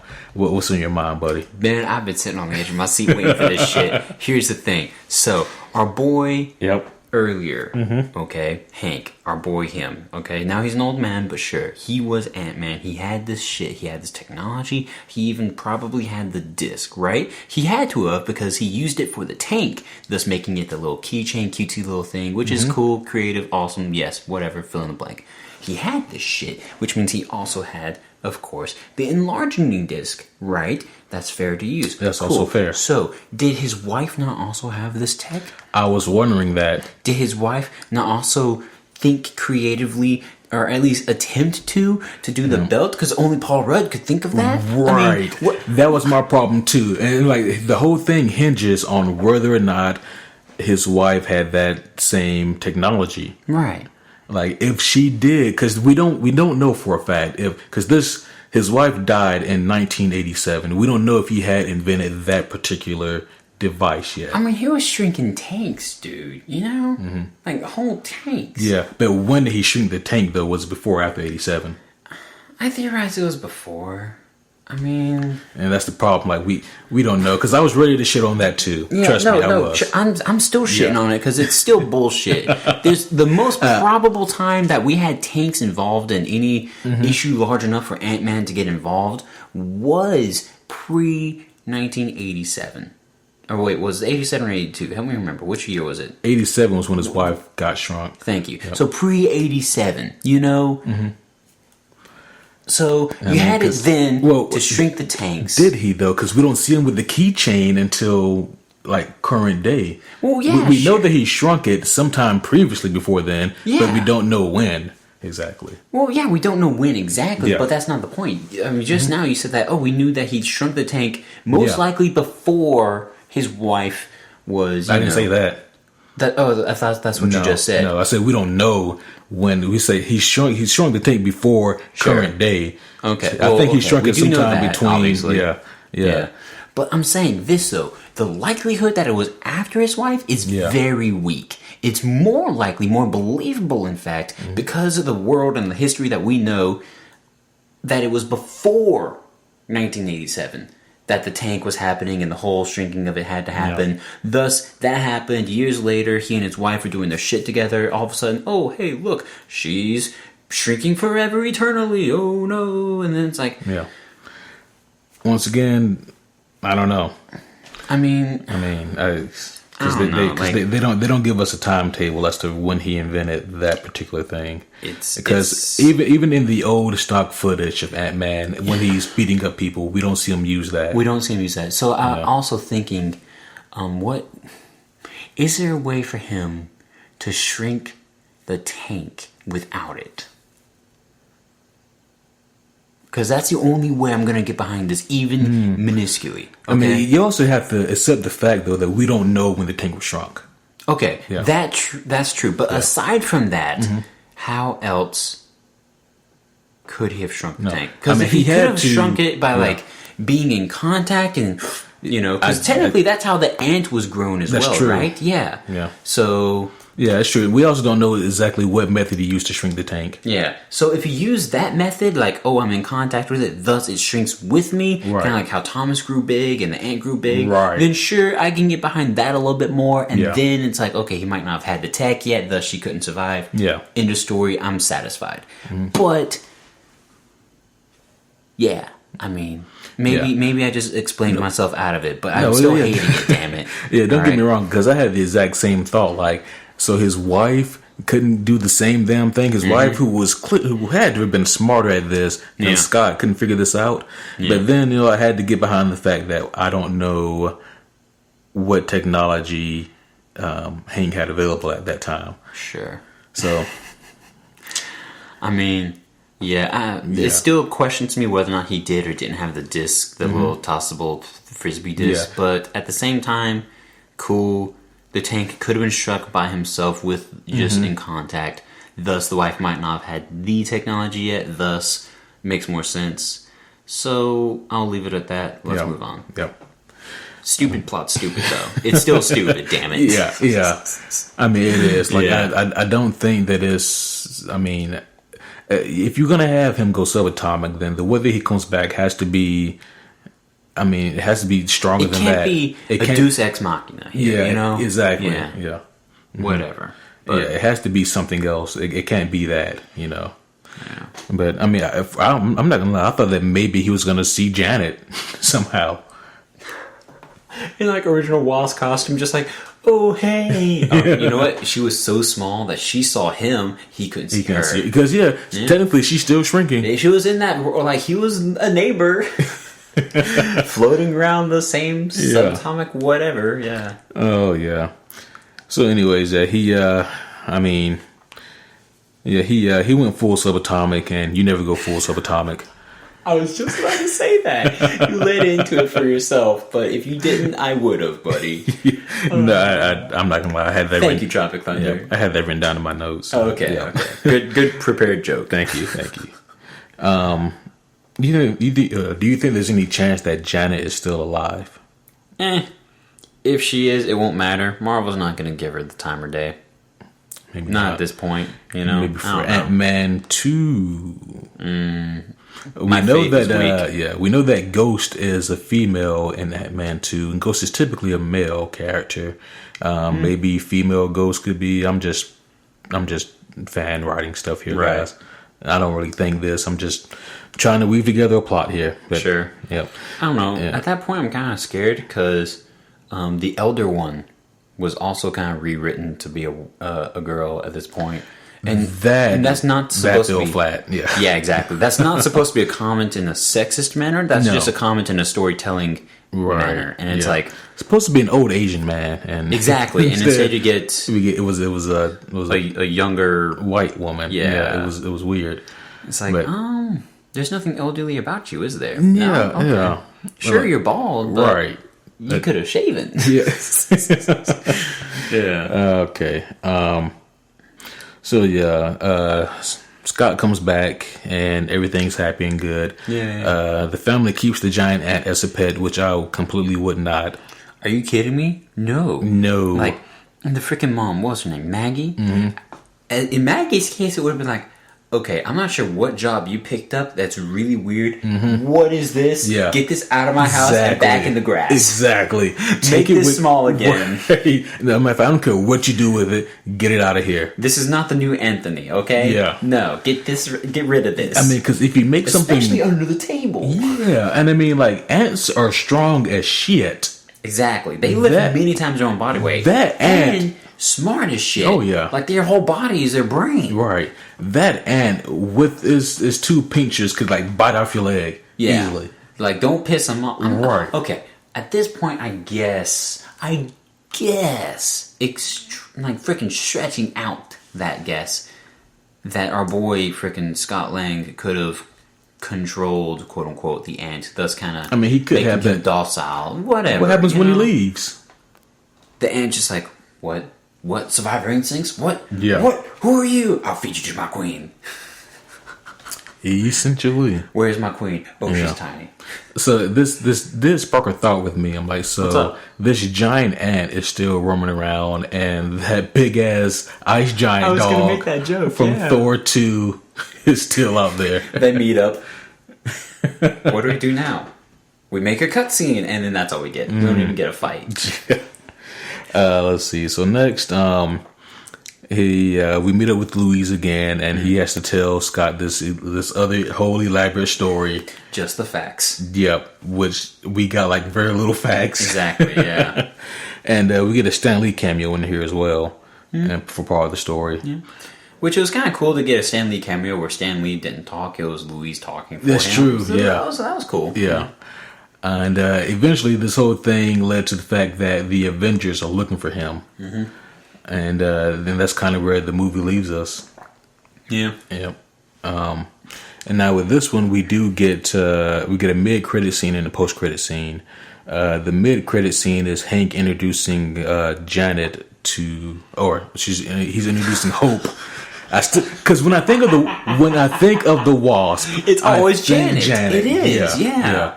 But yeah, he introduces Hope to the Wasp outfit. Yep. The new one. Yeah. Right, which is the actual Wasp outfit. And I do. Well, okay, never mind. They have a ride around out of this. What's that? I was going to say, I wonder if that suit looks the same in the trailer as it does, but then I remember he said it's a prototype, so there's a ride around. Yeah. So that was a safety ass word use. Yeah, exactly. Yeah. Let's drop this in the script just in case. Mm-hmm. Yeah. Be sure to put the word prototype in here because we're going to change the design. Exactly. The design, of course, has to be with blasters. That's right. Mm-hmm. But anyways, that was cool. That was cool. I like that. And then the post-credit scene was basically just a part of Civil War. Exactly. Like it was a direct scene from Civil War, which honestly, in my opinion, was still one of the coolest scenes in this movie. It was. Yeah. This was. I mean, especially at the time, like we didn't know, like because we were looking forward to this movie now, because Civil War is actually the next movie. It is. Yeah. Wow. We're there already. Shit. Wow, this is going quick, man. Yeah. It feels like it's just flying by the MCU. Yeah. Shit Especially takes now years. that the movie has come up. Yeah. It's like, dang, it's happening quick, man. It is. Yeah. Shit, it's happening real quick, bro.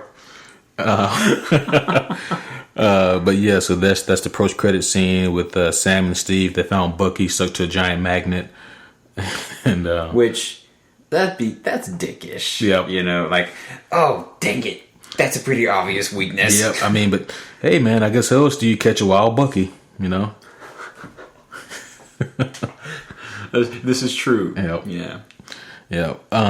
So overall, man, what are your thoughts on this movie? Now that we discussed it, what do you give this one here? There was a reason that I watched the movie and it was fun and enjoyable, and then I forgot about it. There was a reason it just came and went the way it did. It was. We've used this before for a past movie. Mm-hmm. It was a gap filler. It was a quick story to satisfy us, to build up and lead us up to a whole nother thing coming up bigger, which is going to be a bigger deal, which we needed this character for, thus we gotta give him something. Yep. Honestly, it's still a weak movie. The performances, not all of them were bad, not all of them were great. Mm-hmm. The ones that mattered, however, were good. Paul Rudd did a great job. Michael Douglas, some of his supporting characters were also good. Michael Douglas, he did a good job too. Yeah. He definitely did. I thought he pulled off the Hank Pym attributes in a very good manner, especially for one that's supposed to be an older, wiser Hank Pym who is still Hank Pym personality. Right. Like he fit the bill really well. Mm-hmm. What you think of Evangeline Lilly? I feel like she was more capable than what they gave her. I agree. You get a good quality name. I mean, someone who's strong in the acting, ability, whatever, however you want to say that. Someone who is a good actress, and then you give her these creative decisions, and then it's like, okay, I'm sorry. You're really you're weakening your actress's ability, making her look more poor overall as to who she is because of this movie. Same thing with freaking Stoll. What was his name? Darren's actor. Oh, yeah. Same thing with him. Yeah, no, I mean, literally, what has he been in since Ant-Man? Think about it. Like, has this shot him in the foot? I think it has. Could have. Yeah. I mean, and it's a shitty deal because, you think, oh man, they want me in a Marvel movie. Yeah. I have to say, yes, it's a Marvel movie. And then you find out that you cast as the villain, and then that's kind of like the kiss of death. Yeah, exactly. I mean, there are certain villains that made it out and have done awesome. Oh, yeah. For instance, Michael J. Jordan isn't done. Michael B. Jordan, yeah. Whatever I said. I gave him 2 J's. Yeah, of course. Michael B. Yeah. Tom Hiddleston made out well. Yeah. And, of course, Thanos is going to make out just fine as well. Yeah, he's going to be good. Yep. I'm actually looking up his list right now. He has not been in anything reputable since. Like, everything he's done has either been, like, a foreign film, something like a indie film festival type, Yeah. I'm seeing a few things here. It looks like they were series or, like, unpopular movies. But yeah, no, ever since this movie, like, the decisions they made for his character and thus the performance that he gave us was weaker because of those. It's like, you really just kind of killed him, guys. Yeah. So, what do you give this movie here as far as the score goes? I enjoyed it. They did some things really well. The fight scenes were really good, and like, you're right. They do top the charts of Marvel fight scenes for creativity, for choreography. It was cool. Again, plot, we ripped it apart. There's a pile of shreds in the corner, resting and decaying with the other shreds of past movies. 6.5. Done. Yeah. That's it. Gotcha. Yeah. I was a little bit more gracious. I give it a 7.1. You kind of are more gracious than me sometimes, But then again, we do it at the end of the podcast, and I've had too much time to sit and to see the holes and the flaws, and then we make them. And see, I think that's where it comes from, because like we do spend more time talking about the flaws because they do run deep. And the fact of the matter is, we do talk more about the flaws than about the qualities. Right. And so when I think about score, I try to think of it as a whole. True. So. And you're right, as a whole, there were still good things about this movie. Paul Rudd, again, like my overarching statement previously, he did a really good job. Yeah. But then again, they paid him to. Yeah. Like, you need to do this well, buddy. Yep. Oh, yeah. And actually, I think that was actually my last page of notes in this notebook, people. What? Do you need a new notebook? I got some extra notebooks at home. I'll have to bring you one, man. It's going to be time for a new notebook, guys. Yeah. Which is good, because you can use a notebook with more page space. Because that's like a tiny notebook. It's like literally a 3x4 notebook. 3 inches by 4 inches. I like tiny notebooks. You want a tiny book? I mean, they're compact. Okay, yeah. But, guys, so that's our review of Ant-Man. Yeah. And hope you guys like that. The Man of Ants. This coming Sunday will be podcasting on the superhero genre and is it dead? Yeah. So we've talked about is it dying? Which one did we decide on? Either or. It's either dying. Or, okay. Yeah. It's the superhero genre dying essentially. Yeah. We'll be talking a lot more detail about it and what exactly that means this Sunday, because this is going to be a deeper topic, definitely. Right. Yeah, and this isn't so much referring to the comics. The comics are still thriving as always, but this is more about the state of the superhero comic book movies and how they're doing. Which is quite ironic, I think, because we just got done talking about like how we rate movies after we rip them apart and stuff, and it's like, Yep, a little bit. And I know what you guys are thinking. How could you guys ask such a silly question? Is the superhero genre dying when we just got Black Panther that's closing in on $1 billion, And then we have, of course, Infinity War coming up, which is going to be the biggest comic book movie of all time. What movie did Black Panther just beat out in the box office record? Beauty and the Beast. That's right. And no, Beauty and the Beast did that well. I didn't see it. Yeah, no, it did pretty well. I'm sure that in this case the controversy helped it out some. Black Panther, though, killed it record-wise. So, well, good. Good for them. Yep. Yeah. And but yeah, guys, we can guarantee that when you check out the podcast this coming Sunday night, or possibly Monday morning, that we'll answer that question and give you guys our thoughts overall on the current state of superhero movies. Exactly. Yeah. And and as always, guys, if you have any cool or interesting questions, comments, gifts, threats, food supplies, supervillains, then you can hit us up at superherohomies@gmail.com. Did you drop supervillains at the end of that? What? Did you say supervillains at the end of that? Maybe. Like people give us villains? Maybe. Okay. I'm down for that. Someone needs to put these guys in check. Exactly. We could tell them, hey, this is why you're shit. This is how you villain better. As always, guys, go ahead and hit that subscribe button as well if you like what you hear. That really helps us out a lot, as well as leaving us a review on iTunes. Indeed. And as always, guys, my name is Quentin. I'm Kevin. See you next time.